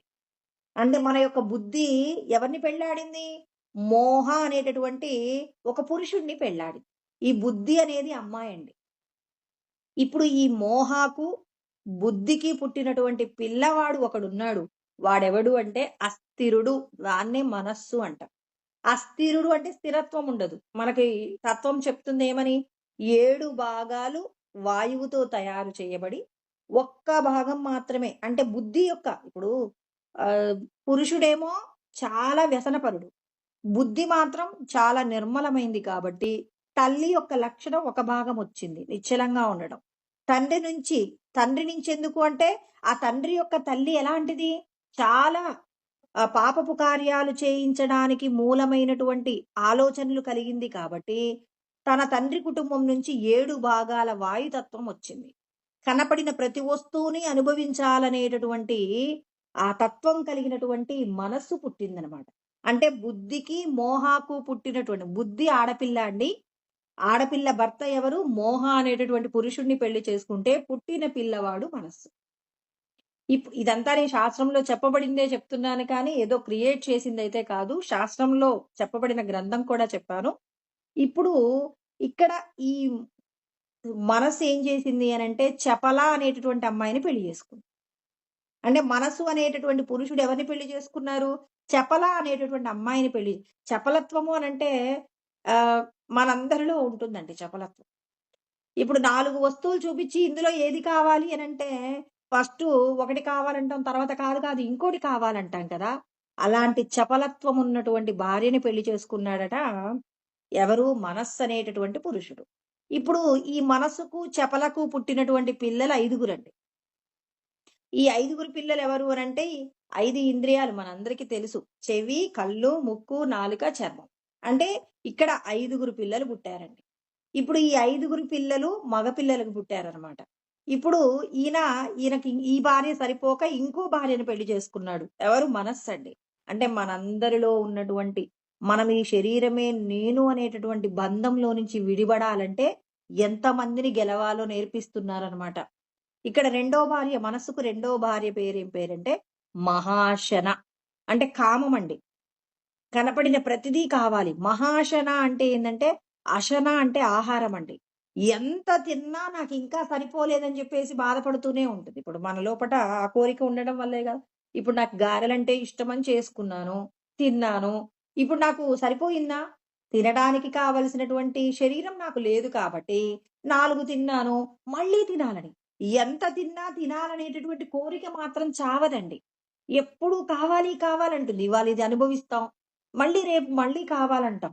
ఇలా ఎంత తిన్నా కావాలి, కావాలనేటటువంటి మరి ఈ కామం అనేటటువంటి మహాశన అనేటటువంటి ఆమె రెండో భార్య. ఇప్పుడు అస్థిరమైనటువంటి మనస్సుకి తర్వాత చాలా ఎంత తిన్నా ఇంకా కావాలి, కావాలి అని కోరుకునేటటువంటి మహాశనకు పెళ్ళవుతుంది. ఈ మహాశన అనే అమ్మాయి మొదటి భార్య చపల అండి. వాళ్ళకు పుట్టిన పిల్లలు జ్ఞానేంద్రియాలు. తర్వాత రెండో భార్య ఎవరు అనంటే మహాశన అంటే కామము. మరి ఈ కామానికి పుట్టినటువంటి పిల్లలు ఇద్దరుంటారనమాట. మగ పిల్లగాలు పుడతారనండి మళ్ళీ. ఎవరెవరికి? అస్థిరత్వంతో ఉన్న మనస్సుకి, తర్వాత మహాశన కామము అని పిలువబడేటటువంటి మహాశనకు కలిపి ఇద్దరు పిల్లలు పుట్టారు. వాళ్ళలో ఒకరు జ్వాలాముఖుడు, రెండవ వాడు ఎవడు అంటే నింద్యవ్రతుడు. అంటే ఒకడేమో క్రోధము, ఇంకొకడేమో లోభమండి. అంటే ఇప్పుడు నేను కోరుకున్న వస్తువు నాకు దొరకలేదండి. దొరకనప్పుడు నాకు కోపమే వస్తుంది కదా! అంటే ఇక్కడేమైంది? కామానికి, మనసుకు పుట్టినటువంటి పిల్లవాడు కోపం. తన దగ్గర ఉన్నది ఇతరులకెవ్వరికీ ఇవ్వడానికి ఇష్టపడడు. నేను మాత్రమే గొప్పగా ఉండాలనుకునేటటువంటి ఒక లోభ గుణంతో కూడిన పిల్లవాడున్నాడు. అంటే మొత్తం మీద మనస్సుకి ఇద్దరు భార్యలున్నారండి. ఒకరు చపల, చపలకు మనసుకు పుట్టిన పిల్లలు 5 జ్ఞానేంద్రియాలు. కృష్ణ పరమాత్మ అందుకే ఏం చెప్పారండి? తస్మాత్వమింద్రియాణ్యాదౌ నియమ్య భరతర్షభ. కృష్ణ పరమాత్మ ఒక్కొక్క విషయాన్ని వివరించారు. ఇన్ని తత్వాలు మనకు అర్థం కావాలంటే ఒక్క భగవద్గీతను అధ్యయనం చేస్తే చాలు. ఇదంతా కూడా డీప్ నాలెడ్జ్ అన్నమాట. అంటే ఈ విషయాన్ని ఒక్కొక్క దాన్ని మనం అర్థం చేసుకోగలిగిన సత్తా అందరికీ ఉండదు. ఇక్కడ కృష్ణ పరమాత్మ అందుకే ఒక్కొక్క విషయాన్ని సింపుల్‌గా విడదీసి ఒక్కొక్క దాన్ని మనకేం చేశారంటే అరటిపండు ఒలిచి అది తినమని కూడా చెప్పలేదు. ఆ ఒలిచి జ్యూస్ చేసి మనకు గ్లాసులో పోస్తే తాగడానికి కష్టమవుతుంది. కృష్ణ పరమాత్మ ఏమన్నారు? ఇంద్రియస్యేంద్రియస్యార్థే రాగద్వేషౌ వ్యవస్థితౌ తయోర్న వశమాగచ్చే తౌహ్యస్య పరిపందినో అన్నారు. అంటే మీ ఇంద్రియాలన్నింటికి కూడా రాగము, ద్వేషము ఉంటుంది. మీ పిల్లలు మంచివాళ్ళు కాదు. ఇంద్రియాలు మంచివి కావు. వాటికేముంది? నచ్చినవే కావాలంటారు. నచ్చనివి వద్దు అని అంటూ ఉంటారు. వాళ్ళిద్దరికీ రాగము 5గురు పిల్లలకి అంటే 5 ఇంద్రియాలకు కూడా రాగముంటుంది, ద్వేషముంటుంది. ఒక వస్తువును చూడగానే మనం ఏమంటాం? అబ్బా! ఇది బావుందంటాం. కొద్దిసేపు తీసుకున్న తర్వాత ఏమంటాం? నాకొద్దు అంటాం. అంటే నా నాలుకకు ఏముంది? ఇష్టమైన పదార్థం కావాలంటుంది, ఇష్టం లేనిది తిననంటుంది. ఇలా ముక్కు కూడా ఇష్టమైన వాసన, ఇష్టం లేని వాసన. కొంతమందికి గులాబీ పువ్వు వాసనంటే ఇష్టం, కొంతమందికి మల్లె పువ్వు వాసనంటే ఇష్టం. ఇలా ఒక్కొక్కరికి సంబంధించి, ఒక్కొక్క ఇంద్రియానికి సంబంధించి ఏం చేస్తున్నారు? 5 ఇంద్రియాలకు సంబంధించి రాగముంటుంది, ద్వేషముంటుంది. నా చెవి ద్వారా నేనొక విషయాన్ని వినాలనుకుంటాను. ఇంకొక విషయాన్ని వినొద్దనుకుంటారు. కొంతమంది ఎప్పుడు నిరంతరం భగవంతుడిని పూజించే వాళ్ళకు దైవ సంబంధమైన పాటలంటే ఇష్టం. మరి వాళ్ళకు దేహ సంబంధమైన సినిమా పాటలవి పెడితే వాళ్ళు అక్కడి నుంచి వెళ్ళిపోతారు. కొంతమందికి సినిమా పాటలంటే ఇష్టం. దైవ సంబంధమైన పాటలు పెడితే వాళ్ళు అక్కడి నుంచి వెళ్ళిపోతారు. అంటే మన యొక్క ఇంద్రియాలకు రాగద్వేషాలున్నాయి కాబట్టి తస్మాత్ త్వమింద్రియాణ్యాదౌ నియమ్య భరతర్షభ. ఇంద్రియాలు మిమ్మల్ని నాశనం చేస్తాయి. జ్ఞాన విజ్ఞాన నాశనం.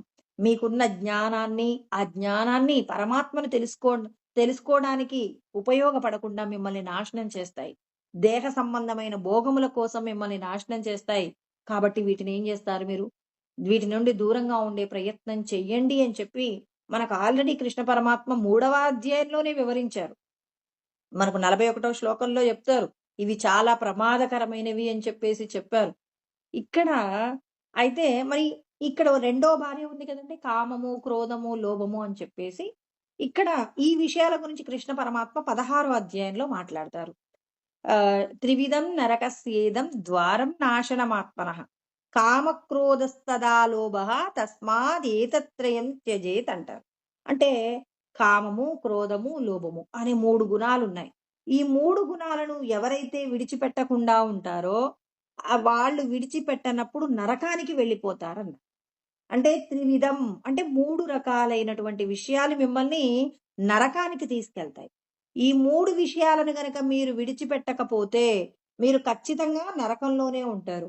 ఈ శరీరంతో మీరు అనుభవించే ఎన్ని సుఖాలున్నాయో, ఆ సుఖాలలో గనక మీరు ఇంద్రియాలను నిగ్రహించుకోవడంలో గనక జాగ్రత్త పడకపోతే కామము, క్రోధము, లోభం అనేటటువంటి 3 విషయాల నుంచి గనక మీరు దూరమైపోతే మీరేమవుతారు అంటే ప్రమాదంలో పడతారు అంటున్నాడు.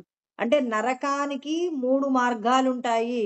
ఆ 3 మార్గాలు ఏమేంటి అంటే కామము, క్రోధము, తర్వాత లోభము అని జెప్పారు. ఇదే విషయం గదండీ మనం కథలో చెప్పుకుంటుంది కూడా. రెండో భార్య మహాశన కామమైతే మరి మనసుకు, మహాశనకు పుట్టినటువంటి పిల్లలు ఎవరు అనంటే మరి ఇక్కడ చెప్పుకునేటటువంటి పిల్లలు ఇద్దరు. ఎవరెవరు? క్రోధము, తర్వాత లోభం. అంటే ఈ ఇద్దరి పిల్లలు కూడా ఏమవుతున్నారు? అంటే మనందరిని నరకానికి తీసుకువెళ్ళడానికి మనసుకు ఉన్నటువంటి మరి ఇద్దరు భార్యలు. ఆ ఇద్దరి భార్యలకు పుట్టినటువంటి పిల్లలు మరి 5 జ్ఞానేంద్రియాలు, 2 ఏంటి? క్రోధము, లోభము. ఇద్దరు భార్యలు కూడా ఎంత చపలమైనటువంటి వాళ్ళు అనంటే, ఈ చపలమైనటువంటి వాళ్ళు ఒకరు చపల, రెండవది మహాశన.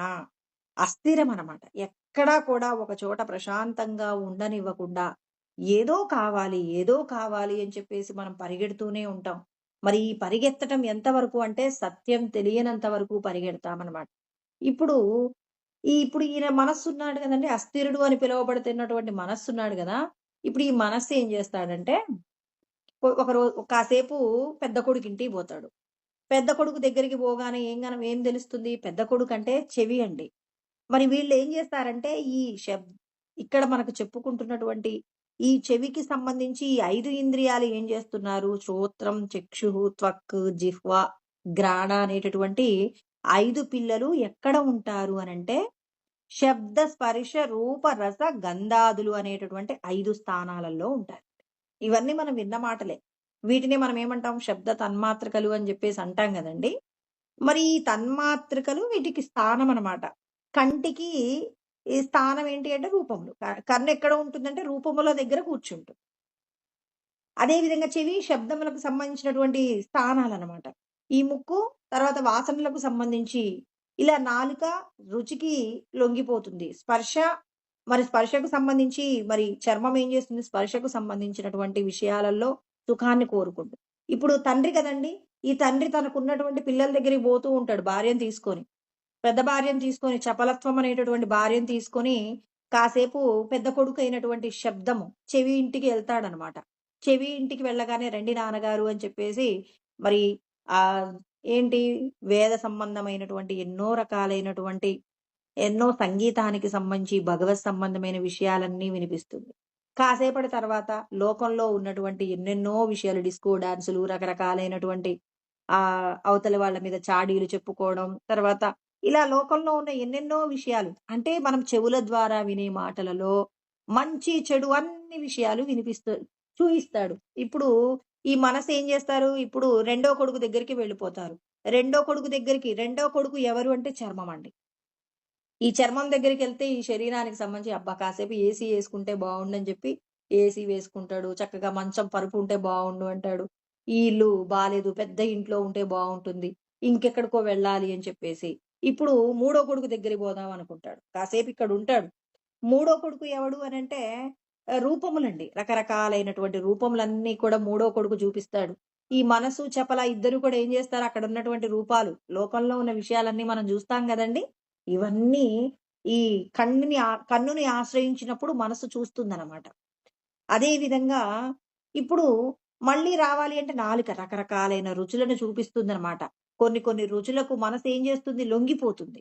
అంటే విన్న విషయాలు అనుభవించిన 5గురు కొడుకులకు సంబంధించి ఏ విషయాలనైతే అనుభవిస్తారో, ఆ అనుభవించిన విషయాలన్నీ మనసు కొన్నింటిని పట్టుకుంటుంది.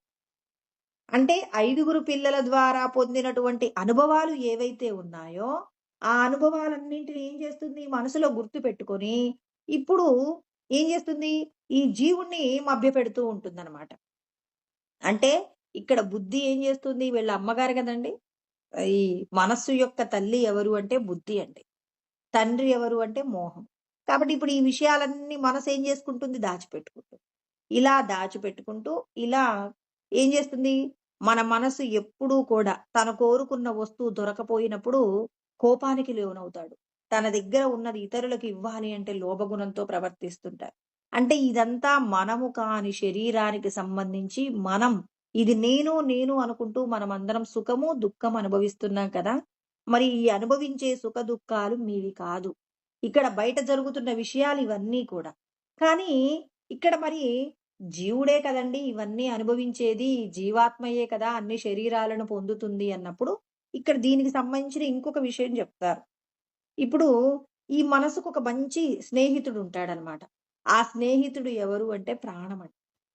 ఈ ప్రాణం ఏం చేస్తుంది, ఎప్పుడూ కూడా ఈ శరీరంలో ప్రాణం ఉన్నంత వరకు కూడా ఈ బుద్ధి, మోహ, అవిద్య, ఇంద్రియాలు, తర్వాత మహాశన, చపల, కామము, క్రోధము, లోభము అన్నీ ఉంటాయండి. ఇవన్నీ ఎప్పటి వరకు ఉంటాయి, మన శరీరంలో ప్రాణం ఉన్నంత. ఇక ఇలా మనసు ఏం చేస్తుంది, రకరకాల విషయాలతో, అంటే కొడుకు అనుభవించే ప్రతి విషయానికి ఇది తప్పు నాన్న, ఇది చెయ్యకు అని చెప్పేసి చెప్పలేదు. కొడుకుని ఎదిరించలేదండి. భర్త దుర్మార్గుడు, కొడుకు అంతకంటే దుర్మార్గులు. అత్తగారి యొక్క ప్రవర్తన చాలా హేయమైనటువంటి ప్రవర్తన. ఇన్ని ప్రవర్తనలు ఉన్నా తనేం చేస్తుందంటే వీళ్ళతోనే కలిసుంటుంది. ఇప్పుడు పెళ్లి చేసుకున్న తర్వాత అమ్మాయి ఆ కుటుంబ సభ్యులు ఎలాంటి వాళ్ళైనా తన అత్తగారిని, తన భర్తను, పిల్లల్ని వదిలిపెట్టి వెళ్ళగలుగుతుందా? వదిలిపెట్టి వెళ్ళలేదు. మరి ఇంతమందిని పోషించేదెవరు?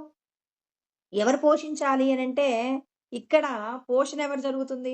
అందరిలో మనందరం కూడా ఈ శరీరంలో ఉన్న జీవాత్మ అయితే, ఇప్పుడు ఈ జీవాత్మకు చెలికత్తె ఎవరు అనంటే, ఈ జీవాత్మకు చెలికత్తె ఎవరు అనంటే, మన బుద్ధి కదండీ! ఈ బుద్ధి అంటే చాలా ఇష్టమండి. అంటే మనందరికీ కూడా బుద్ధి అంటే చాలా ఇష్టం. ఆ బుద్ధి ఏమో చాలా ఎలా ఉంటుంది, చాలా మంచి గుణాలు కలిగింది. కానీ తాను మాయ చేత ఒక రాకుమారి ఏమైంది, ఒక దుష్టమైనటువంటి వాడిని పెళ్లి చేసుకుందనుకోండి. ఆ పెళ్లి చేసుకున్నటువంటి వాడితోనే కలిసుంటుందనుకోండి.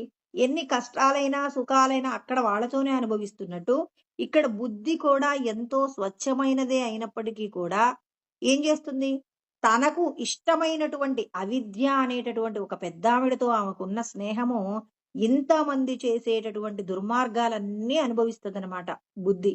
మరి ఈ బుద్ధిని పోషించవలసిన బాధ్యత ఎవరి మీదుంది? జీవాత్మ మీద ఉంది. అంటే రాజకుమారి మీద ఉందన్నమాట. రాజకుమారి యొక్క చెలికత్తె సంసారానికి మరి ఏం చేయాలి? పోషణ చేయవలసి ఉంటుంది.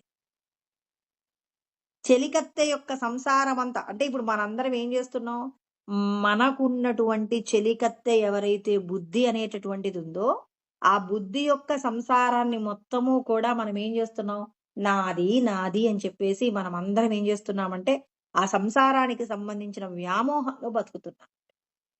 అంటే ఇప్పుడు ఈ వ్యామోహమంతా కూడా ఏమవుతుంది? ఈ వ్యామోహము. ఇది నేను కాదు, దీనికి సంబంధించిందంతా నాది కాదు అని చెప్పేసి విడిచిపెట్టాలి అంటే ఇక్కడ ఏం చేయాలి? మరి ఎందుకు విడిచిపెట్టట్లేదు ఇంత తెలిసినా? ఈ రాజకుమారికి బుద్ధి అంటే చాలా ఇష్టం. ఈ బుద్ధిని, ఈ చెలికత్తెను విడిచిపెట్టి ఉండలేదు కాబట్టి, ఇలా వదిలేస్తే ఇంకా సర్వనాశనం అయిపోతారని చెప్పి, వీళ్ళందరికీ కూడా మంచి ప్రవర్తన నేర్పించేందుకు, వీళ్ళందరినీ కూడా తన రాజ్యంలో ఉంచుకొని పోషిస్తుంది. అందుకే ఇప్పుడు ఈ జీవుడు ఏ ఏ విధమైనటువంటి శరీరాలు పొందితే, ఆ శరీరంలో ఈ జీవం కూర్చుంటుందనమాట. ఈ జీవం అందులో కూర్చొని ఆమె ఉన్నంత కాలం, మహారాణి ఉన్నంత కాలం, మహారాణి పక్కన ఉన్న చెలికత్తె సంసారానికి సంబంధించి ఉన్నటువంటి వాళ్ళందరూ ఏం చేస్తారు? జీవించగలుగుతారు. ఈమె వెళ్ళిపోగానే వెంటనే వెళ్ళిపోతుంది. ఇప్పుడు జీవుడు వెళ్ళిపోయాడనుకోండి, శరీరం యదవాప్నోతి యచ్చాప్యుత్క్రామతీశ్వరః గృహీత్వైతాని సంయాతి వాయుర్గంధాని వాశయాత్ అని 15వ అధ్యాయం 8వ శ్లోకంలో కృష్ణ పరమాత్మ చెప్తారు. ఏమంటారంటే, ఎప్పుడైతే జీవుడు ఈ శరీరాన్ని విడిచిపెట్టి వెళ్ళిపోతున్నాడో, అప్పుడు మనస్సు, బుద్ధి, ఇంద్రియాలు ఇవన్నీ వస్తువులన్నీ మూట కట్టుకొని వెళ్ళిపోతుంటారంట. అంటే మరి వెళ్ళిపోయేటప్పుడు జీవుడికి ఏమవుతుంది? ఇందులో ఉంటాడు. వీళ్ళను మార్చే ప్రయత్నంగా అంటే వీళ్ళందరిలో ఉన్న అజ్ఞానమంతా పోగొట్టి, అసలు మీరు బయట ఉన్న విషయాల కోసం ఎందుకు తపన పడుతున్నారు? అసలు నా రాజ్యంలో లేనటువంటి సంపదలు మీరు బయటెక్కడ ఎందుకు అనుభవిస్తున్నారని, ఆ చెలికత్తెకు, చెలికత్తె భర్తకు, వాళ్ళ సంసారంలో ఉన్న పిల్లలందరికీ చెప్పే ప్రయత్నంలో ఇక్కడ ఉన్నటువంటి జీవాత్మ ఎదురు చూస్తుంది. ఎప్పటికైనా బయట ఉన్న విషయాలలో ఆనందం లేదు. మా రాకుమారి దగ్గర ఉన్న ఐశ్వర్యం అనంతమైన ఐశ్వర్యము. ఆ ఐశ్వర్యం కోసం నేను ప్రయత్నం చెయ్యాలని ఎప్పుడైతే కంటికి కనపడుతున్న విషయాల కోసం కాకుండా, లోపట ఉన్న ఆనందాన్ని అనుభవించడానికి ఎప్పుడైతే బయట ఉన్న విషయాల మీద విరక్తొస్తుందో, అప్పుడు లోపట ఉన్నటువంటి రాకుమారి వైపు చూస్తుంది. ఈ బుద్ధి ఏం చేయాలి? అవిద్యను వదిలేయాలి. అవిద్యను వదిలేసి రాకుమారితో కలిసి ఉండేటటువంటి ప్రయత్నం చేస్తే, అప్పుడు ఏమవుతుంది అంటే, ముక్తిని పొందడానికి ప్రయత్నం చేస్తాం. అంటే ఇప్పుడు మనం చేసే ప్రయత్నం ఏంటి?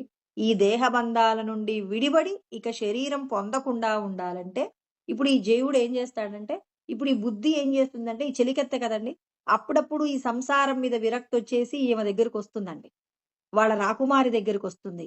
ఇప్పుడు ఈ రాకుమారితో కలిసి త్రిపుర దగ్గరికి వెళ్ళిపోతుంది. అంటే అమ్మవారి దగ్గరికి వెళ్ళిపోయినప్పుడు అక్కడ సుఖం అనుభవిస్తుంది. అబ్బా! ఇంత సుఖముందా అని అంటే గుర్తు రావాలి అంటే దేహ సంబంధమైన భర్త, పిల్లల వల్ల వచ్చేటటువంటి కష్టాలన్నింటినీ అనుభవిస్తున్నప్పుడు కలిగినటువంటి దుఃఖం నుండి బయటపడేందుకు వాటి మీద వచ్చిన విరక్తి చేత తన రాకుమారి దగ్గరికి, తన పక్కనే ఉన్న రాకుమారి ఇంటికి వెళ్ళిపోతుంది. అందుకే మనం శాస్త్రంలో చెప్పుకున్నప్పుడు కూడా అండి, హృదయాకాశంలోనేమో జీవాత్మ ఉంటుందండి. పక్కనే ఉన్నటువంటి భూతాకాశంలోనేమో మనస్సు ఉంటుందన్నమాట. మనస్సుంటుంది అనంటే అక్కడ ఇంద్రియాలు అన్నీ కూడా ఉంటాయన్నమాట. అంటే పంచభూతాలతో కూడినటువంటి భూతాకాశంలో మనస్సు బంధింపబడి ఉంటుంది. అంటే ఈ దేహమే నేననే మాయ. మరి పక్కనే ఉన్నటువంటి గొప్పదైనటువంటి అంతఃపురం నందు జీవాత్మ అంటే మనందరి యొక్క స్థానం గొప్పదైన అంతఃపురంలో ఉంటుందన్నమాట. మరి మనల్ని మనం తెలుసుకోవాలి అనంటే ఈ బుద్ధి ఏం చేయాలి?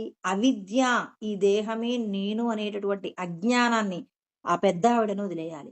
అవిద్యను వదిలేయాలి. ఈ దేహం నేను కాదు, నాకు అవసరం లేదు, ఇక్కడ ఉన్నటువంటి భోగములు నాకు అవసరం లేదు, నేను నా ఇంటికి నేను వెళ్ళిపోతానని చెప్పేసి బుద్ధి నిర్ణయించుకునేంత వరకు ఈ జీవాత్మ ఏం చేస్తుంది? బుద్ధికి జ్ఞానం అందించే ప్రయత్నం చేస్తుంది. ఇప్పుడు గురువు గారు అందరికీ జ్ఞానం పంచాలి అనుకుంటారు తనకున్నదంతా. కానీ శిష్యుడు కూడా ఆ జ్ఞానాన్ని అందుకోగలిగినంత ఏముండాలి? పరిపక్వత ఉండాలి. ఆ పరిపక్వత లేనప్పుడు ఇచ్చినా వృధా కదండి. టీచర్ పాఠం చెప్తున్నారండి. మరి టీచర్ చెప్పేటటువంటి పాఠాన్ని గ్రహించగలిగిన శక్తి పిల్లలకు ఉన్నప్పుడే కదండి ఆ పిల్లలందరూ గొప్పవాళ్ళు అయ్యేది. ఒక తరగతి గదిలో ఎంతమంది టాలెంటెడ్ పర్సన్స్ ఉంటారు? ఒక 40 మందిలో ఒక నలుగురు, ఐదుగురు ఉంటే ఎక్కువ. ఒకవేళ 10 మంది ఉన్నారంటే ఆ క్లాస్ అదృష్టం అనే చెప్పాలి. ఇక అస్సలు చదువురాని పిల్లలు మళ్ళీ నలుగురు, ఐదుగురు ఉంటారు. మధ్యస్థంగా చదివే పిల్లలు ఒక 25-30 మంది ఉంటారు. అంటే ఇప్పుడు ఏం చేయాలి? అందరికీ తగినటువంటి విద్యను బోధిస్తూ ఎవరెవరైతే బాగా గ్రహించగలరో వాళ్ళకేం చేస్తారు? వాళ్ళకి అర్థమయ్యే విధంగా వాళ్ళకి బోధించడం జరుగుతుంది. ఇక్కడ జీవాత్మ కూడా ప్రతి ఒక్కరిలో ఉన్నటువంటి బుద్ధి చైతన్యానికి జ్ఞానం అందించే ప్రయత్నం చేస్తుందన్నమాట. ఆ జీవాత్మ యొక్క సంకల్పం చేతనే మనకు సద్గురువులు దొరుకుతారనమాట. ఇప్పుడు ఇక్కడ రాత్రి సమయంలో ఏం జరుగుతుంది? మనం నిద్రపోతున్నప్పుడు ఏం జరుగుతుందంటే, ఈ అవిద్య ఉంది కదండి పెద్దావిడ, బుద్ధి యొక్క అత్తగారు ఉన్నారు కదా అవిద్య. ఆమె ఏం చేస్తుంది? ఇప్పుడు బుద్ధి తన పిల్లల్ని దగ్గర పెట్టుకొని నిద్రపోతుందండి రాత్రిపూట. అందరూ పనులు చేసి అలసిపోతారు కదా! మనం కూడా అందరం అలసిపోయి మన ఇంట్లో మనం పడుకుంటాం కదా! ఇంట్లో పెద్దవాళ్ళు, పిల్లలు అందరూ ఉండే సాంప్రదాయం ఉంది కదా! అదే విధంగా బుద్ధి తన పిల్లలతో కలిసి ఇంట్లో పడుకుంటున్నప్పుడు వాళ్ళ పెద్దావిడ అందరినీ చూసుకుంటుందట. అవిద్య అనేటటువంటి వీళ్ళందరినీ చూసుకుంటుంది. ఇప్పుడు ఈ జీవాత్మ ఏం చేస్తుందంటే వాళ్ళ అమ్మగారి దగ్గరికి పోతుందట. అంటే మనందరం ఎక్కడికి పోతామంటే మన పూర్వస్థానమైనటువంటి తల్లి ఎవరు అంటే మూల ప్రకృతి అమ్మవారు. పార్వతీదేవి ఉండేటటువంటి ఆ స్వగృహానికెళ్ళి మనందరం నిద్రపోతాం. నిద్రపోయినప్పుడు చూడండి ఎవరిల్లు వాళ్ళకే. భూతాకాశంలో ఉన్న ఇల్లు వేరు. తర్వాత ఇక్కడ హృదయస్థానం. అందుకే అత యదిదం అస్మిన్ బ్రహ్మపురే దహరం పుండరీకం వేష్మ అని చెప్పి చాందోగ్య ఉపనిషత్తులో చెప్పబడిన మాట అండి. ఏం చెప్తారు అక్కడ చాందోగ్య ఉపనిషత్తులో అంటే మరి ఒక అంతఃపురం ఉంటుంది. ఈ తామర పుష్పము అనేటటువంటి ఒక అంతఃపురం యందు ఈ హృదయాకాశంలో ఈ జీవాత్మ ఉంటుందన్నమాట. అంటే అందరి లోపట కూడా పరమేశ్వరుడు, పార్వతీదేవి ఇద్దరు కూడా కలిసి ఉంటారు. ఇప్పుడు ఈ జీవాత్మ ఉండేది హృదయ స్థానం. ఈ హృదయ స్థానంలో నుంచి సహస్రారంలో ఉన్నటువంటి పరమేశ్వరుడి దగ్గరికి వెళ్ళి నిద్రిస్తుంది. ఎప్పుడు తన చెలికత్త సంసారమంతా కూడా ఎక్కడుంటారు? భూతాకాశంలో నిద్రపోతారు. ఈ జీవాత్మ ఏం చేస్తుంది? తన అమ్మగారైనటువంటి సహస్రారంలోకి వెళ్ళిపోయి తన స్వగృహానికి వెళ్ళి హాయిగా నిద్రపోయి పొద్దున్నే మళ్ళీ ఈ బుద్ధి చెలికత్తె నిద్ర లేవగానే మళ్ళీ మనం పొద్దున్నే లేసి ఇది మనం ఈ శరీరం నేను దీనికి సంబంధించి ఇది ఇది అని చెప్పి మనం ఏం చేస్తున్నాం? పనులన్నీ ప్రారంభించుకుంటూ ఉన్నాం. అంటే ఇక్కడ జీవాత్మ వెళ్ళేటటువంటి ప్రదేశం తన తల్లిదండ్రి ఇంటికి వెళ్ళిపోతుంది. ఇక్కడ బుద్ధి దానికి సంబంధించిన సంతానం అంతా కూడా ఎక్కడికి వెళ్తుంది? అవిద్యతో కూడినటువంటి భూతాకాశంలోకి వెళ్ళిపోతుంది. ఇవన్నీ చాందోగ్య ఉపనిషత్తులో చెప్తారు. భూతాకాశంలో ఈ అవిద్యకు సంబంధించినటువంటి సంతానం అంతా ఇంద్రియాలు, మనసు, బుద్ధి ఇవన్నీ నిద్రపోతాయి. ఎప్పుడైతే ఇక్కడ ఈ ఉన్నటువంటి ఈ పుండరీకం అని పిలువబడేటటువంటి ఏదైతే గొప్పదైనటువంటి అంతఃపురం ఉంటుందో ఆ అంతఃపురంలోకి ఈ జీవుడు ఏం చేస్తాడు? తన తల్లిదండ్రుల దగ్గరికి వెళ్ళిపోయి సుఖస్థానంలో నిద్రిస్తాడు. ఇదండి త్రిపుర రహస్యంలో చెప్పబడినటువంటి సత్యాలు. అంటే మనమందరం మనది కానటువంటి సంసారాన్ని నాది నాది అనుకుంటూ మరి దానికి సంబంధించినటువంటి ఆప్యాయత కలిగి ఉన్నంత కాలం శరీరాలు పొందుతాం.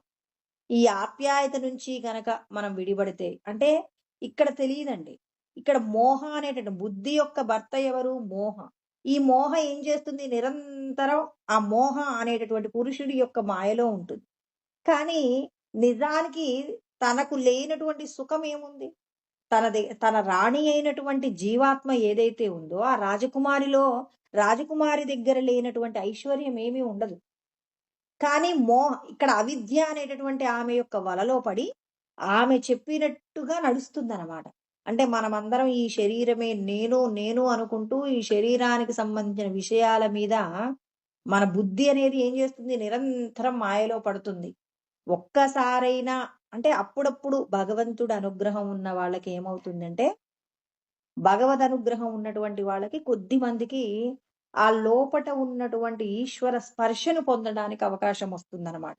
ఆ అవకాశం పొందినప్పుడు అబ్బా ఇంత ఆనందం ఉంది, అసలు ఇక్కడ ఉన్నటువంటి భర్త పిల్లలలో ఉన్నటువంటి ఆనందం ఏమీ లేదు అనుకున్నప్పుడు అప్పుడు ఈ బుద్ధి ఏం చేస్తుందంటే తన సంతానానందరికీ కూడా ఏం చేయాలి? ఈ దేహ సంబంధమైన విషయాలన్నీ గొప్పవి కాదు అని నిరూపించగలిగిన ప్రయత్నంలో ఈ రాజకుమారి యొక్క సహాయం తీసుకుని వీటన్నింటినీ జయిస్తే జీవన్ముక్తులు అవుతారు. అంటే మనం అందరం జీవన్ముక్తులం కావాలంటే ఇంద్రియాల ద్వారా అనుభవించే సుఖాలు పర్మనెంట్ కాదని వాటిని వదిలేయాలి. తర్వాత కామము, క్రోధము, లోభము ఇవన్నీ తీరేవి కాదు. ఇవన్నీ తీరాలంటే ఎక్కడికి వెళ్ళాలి? మహారాణి దగ్గరికి వెళ్ళిపోతే మన కోరికలన్నీ తీరుతాయని లోపట ఉన్న మహారాణి దగ్గరికి వెళ్తే తప్ప మనందరి యొక్క కష్టాలు తీరవన్నమాట. అంటే ఇక్కడ మనమందరము ఎందుకు ఇన్ని శరీరాలు పొందుతున్నామంటే ఈ చెలికత్తెను వదిలిపెట్టగలిగినటువంటి స్థితి ఇక్కడ మనందరి లోపట ఉన్న జీవాత్మకు లేదు. చెప్పాడు పరమాత్మ చెప్పాడు, ఈ జీవాత్మ ఏం చేయాలి? ఈ బుద్ధి అనేటటువంటి చెలికత్తె మీద ఉన్న ప్రేమ చేత ఇంతమందిని పోషిస్తుంది. ఈ చెలికత్తె మీద బుద్ధి మీద ఉన్నటువంటి వ్యామోహం ఈమె వదిలిపెట్టాలి.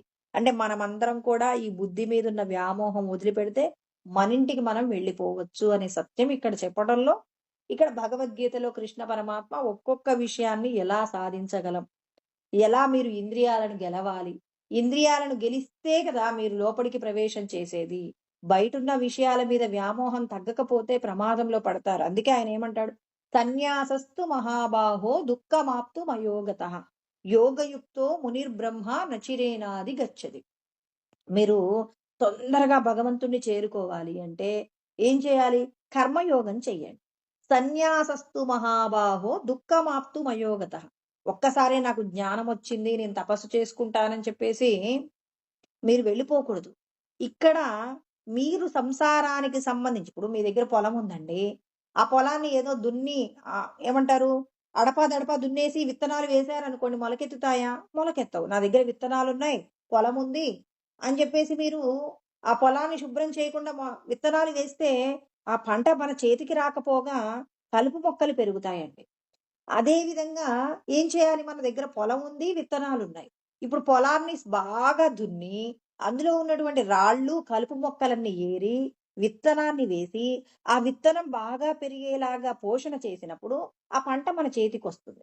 అదే విధంగా మనం కర్మయోగంలో మనకప్పజెప్పబడినటువంటి భార్యా బిడ్డలనే బంధం ఏదైతే ఉందో, ఆ బంధంలో జాగ్రత్తగా ఉంటూ, చేసేటటువంటి పనులన్నీ ఇతరులకు ఉపయోగపడేలాగా, పరుల శ్రేయస్సు కలిగేలాగా ఎప్పుడూ నేను ఆత్మని, అహం బ్రహ్మాస్మి అనేటటువంటి జ్ఞానాన్ని గుర్తుపెట్టుకొని, ప్రతి క్షణం మనం స్వచ్ఛంగా ఇతరులకు మేలు చేసే ప్రయత్నం చేస్తున్నాం. అందుకే ఇక్కడ చెప్తాడు.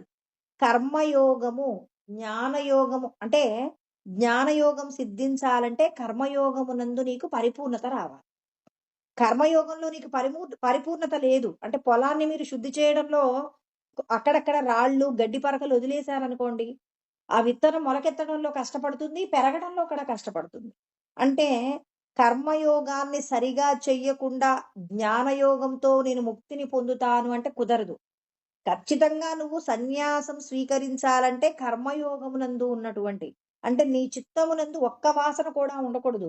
భార్యా బిడ్డల మీద అణుమాత్రము కూడా ఆసక్తి లేకుండా ఎలా అంటే గౌతమ బుద్ధుడులాగా భార్యా బిడ్డలను కూడా విడిచిపెట్టి వెళ్ళిపోతాడు. రాజ్యాన్ని విడిచిపెట్టి వెళ్ళిపోతాడు సత్యం తెలుసుకునే ప్రయత్నంలో. అంటే మనస్సు యందు ఏమాత్రము కూడా చిన్న అంటు కూడా లేకుండా పూర్తిగా విడిబడి అప్పుడు నువ్వు సన్యాసం తీసుకోవచ్చు. అందుకోసం నువ్విక్కడ ఏం చేయాలి? నీ చిత్తము శుద్ధి పడేంత వరకు కూడా నువ్వు కర్మయోగంలో ఉండాలి. అసలు కర్మయోగంలో ఉన్నప్పుడే నీకు త్వరగా ముక్తి దొరుకుతుంది. అందుకే ఆయన చెప్తాడు యోగయుక్తో మునిర్బ్రహ్మ. ముని అంటున్నాడండి. నువ్వు చేసే పనిలో జ్ఞానం ఉండాలి. జ్ఞానం లేకుండా మననశీలత. నేనెవరు? ఈ దేహమా? ఈ దేహంలో బంధింపబడి ఉన్న ఆత్మనా అని చెప్పి ప్రతి క్షణము కూడా ఆత్మ సంబంధమైన అనుభూతిని పొందే ప్రయత్నంలో ఏం చేయాలి? నిరంతరము కూడా ఏం చేయాలి? ఒక పని చేస్తున్నప్పుడు అంతటా భగవంతుడున్నాడనే సత్యం నీకు గుర్తున్నప్పుడు ఏ ప్రాణికి హాని కలిగించకుండా దేహ సంబంధమైన కార్యాలను చేసుకుంటూ అంటే జ్ఞానముతో కూడి కర్మ చేసినప్పుడు అచిరేనా తొందరగా నువ్వు ముక్తిని పొందుతావు. అంటే మనమందరం ముక్తి పొందాలి తొందరగా అంటే భగవంతుడు ఏం చెప్తున్నారు? కర్మయోగమునందు మీరు చేసేటటువంటి సాధనలో జ్ఞానముతో కూడిన కర్మ మిమ్మల్ని రక్షిస్తుంది. జ్ఞానము లేకుండా మీరు ముక్తి పొందలేరు అని చెప్పేసి అంటే నేను ఆత్మని అనేటటువంటి జ్ఞానం ప్రతి ఒక్కరిలో కూడా శుద్ధంగా ఉండాలి. ప్రతి క్షణం ఏ పని చేస్తున్నా నేను ఈ శరీరంలో బంధింపబడి ఉన్నాను. నన్ను నేను విడిపించుకోవాలంటే నేను చేసే ప్రతి పని యొక్క ఫలితం కోరుకోకుండా అందరికీ నలుగురికి మంచి చేసే పని చెయ్యాలని ఎవరైతే నిరంతరం సాధన చేస్తుంటారో వాళ్ళకి భగవద్ అనుగ్రహం దొరికి తొందరగా ముక్తిని పొందుతారు అని చెప్పి కృష్ణ పరమాత్మ చెప్తూ ఉన్నారు. అంటే మనం సన్యాసం తీసుకోవడానికి ఏ విధమైనటువంటి అంటే ఇక నువ్వు ఏ పని చేయకుండా కర్మత్యాగము. కర్మత్యాగం అంటే హాయిగా నువ్వు ఏ ఇంట్లో ఉన్నా ఏ పని చేయకుండా ఉండగలిగిన రమణ మహర్షి 16వ సంవత్సరం రాగానే ఇంట్లో పుస్తకం చదవమంటే పుస్తకం అక్కడ పెట్టేసి కళ్ళు మూసుకునేవాడట. కళ్ళు మూసుకుంటే వాళ్ళ అన్నగారికి కోపం వచ్చింది. ఈ ఏంటి ఎప్పుడు పుస్తకం చదవమన్నా చదువుకోవు. ఎప్పుడు ఏదో కళ్ళు మూసుకొని ఏదో పరధ్యానంలో ఉండిపోతావు. నీలాంటి వాళ్ళకి ఇక్కడ కాదు ప్రవేశము. ఎక్కడో దేవాలయాలలో, మఠాలలోకి వెళ్ళాలి తప్ప ఇక్కడ ఉండి నువ్వు ఎందుకు సాధన చేస్తున్నావని చెప్పేసి ఏదో పిల్లవాడు బాగా చదవాలి అని చెప్పేసి అంటాడట. అనగానే వాళ్ళ అన్నగారన్న మాటకి వెంటనే రమణులకు అర్థమైంది. ఓహ్! నేను చెయ్యవలసిన సాధన ఇక్కడుంటే కుదరదా? అని చెప్పేసి అతనికి తన లక్ష్యాన్ని వాళ్ళ అన్నయ్య ద్వారా వాళ్ళ అన్నయ్య ఏం చేశాడు? ఈ పిల్లవాడు బాగా చదువుకోవాలని ఏదో ఒక పరుషమైన మాట అన్నాడు. అతనికి ఆ మాటయే ఊతమైందనమాట. ఒక వృద్ధాప్యంలో ఉన్న పెద్ద వ్యక్తికి పెద్దాయనకు చేతిలో ఉన్న కర్ర ఊతం ఎలా అయిందో, ఇప్పుడు వాళ్ళ అన్నగారి చెప్పినటువంటి మాట, నేను ధ్యానం చేసుకోవాలి. అంటే తాను ఆత్మయందు రమిస్తున్నాడంటే కర్మత్యాగం అయిపోయిందండి. అంటే ఈ దేహ సంబంధమైనటువంటి అన్నయ్య, తల్లి, తండ్రి ఇలాంటి భావాలు తన మనసులోంచి వెళ్ళిపోయాయి. ఇక వెళ్ళిపోయిన తర్వాత ముక్తి మార్గమే నాకు అనుసరణీయం అనుకున్నప్పుడు, ముక్తి పొందడానికి నేనెక్కడికి వెళ్ళాలి అనుకున్నప్పుడు, మరతడికి ఎవరో ఒక వ్యక్తి అటుగా వస్తున్నప్పుడు అరుణాచలం అనే పదం విన్నాడట. ఓహ్! నేను చేరవలసిన ప్రదేశం అరుణాచలం అని చెప్పేసి వెళ్ళిపోయాడు. ఆ స్థితి కలిగేంత వరకు మనం ఏం చేయాలి? ఇక్కడ నువ్వు చేసేటటువంటి కర్మలో, ఈ దేహము నేను కాదు, దేహంలో బంధింపబడి ఉన్నాను. నన్ను నేను విడిపించుకోవాలంటే ఏం చేయాలి? సాధన చేయాలి. ఎలాంటి సాధన?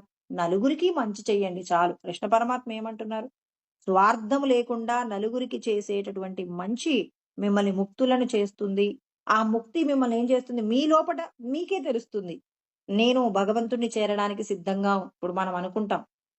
ఎన్ని రోజులు సాధన చేయాలి? ఎంత సాధన చేస్తే ముక్తి పొందుతానంటే, ఆయన కొన్ని లక్షణాలు చెప్తాడు. ఇంద్రియాలను గెలవాలి, మనసును గెలవాలి. ఎప్పుడూ కూడా నా మనసు భగవంతుడినే ఆలోచిస్తుందా? లేకపోతే దేహ సంబంధమైనటువంటి భార్యాబిడ్డల మీద మమకారాన్ని కనబరుస్తుందా?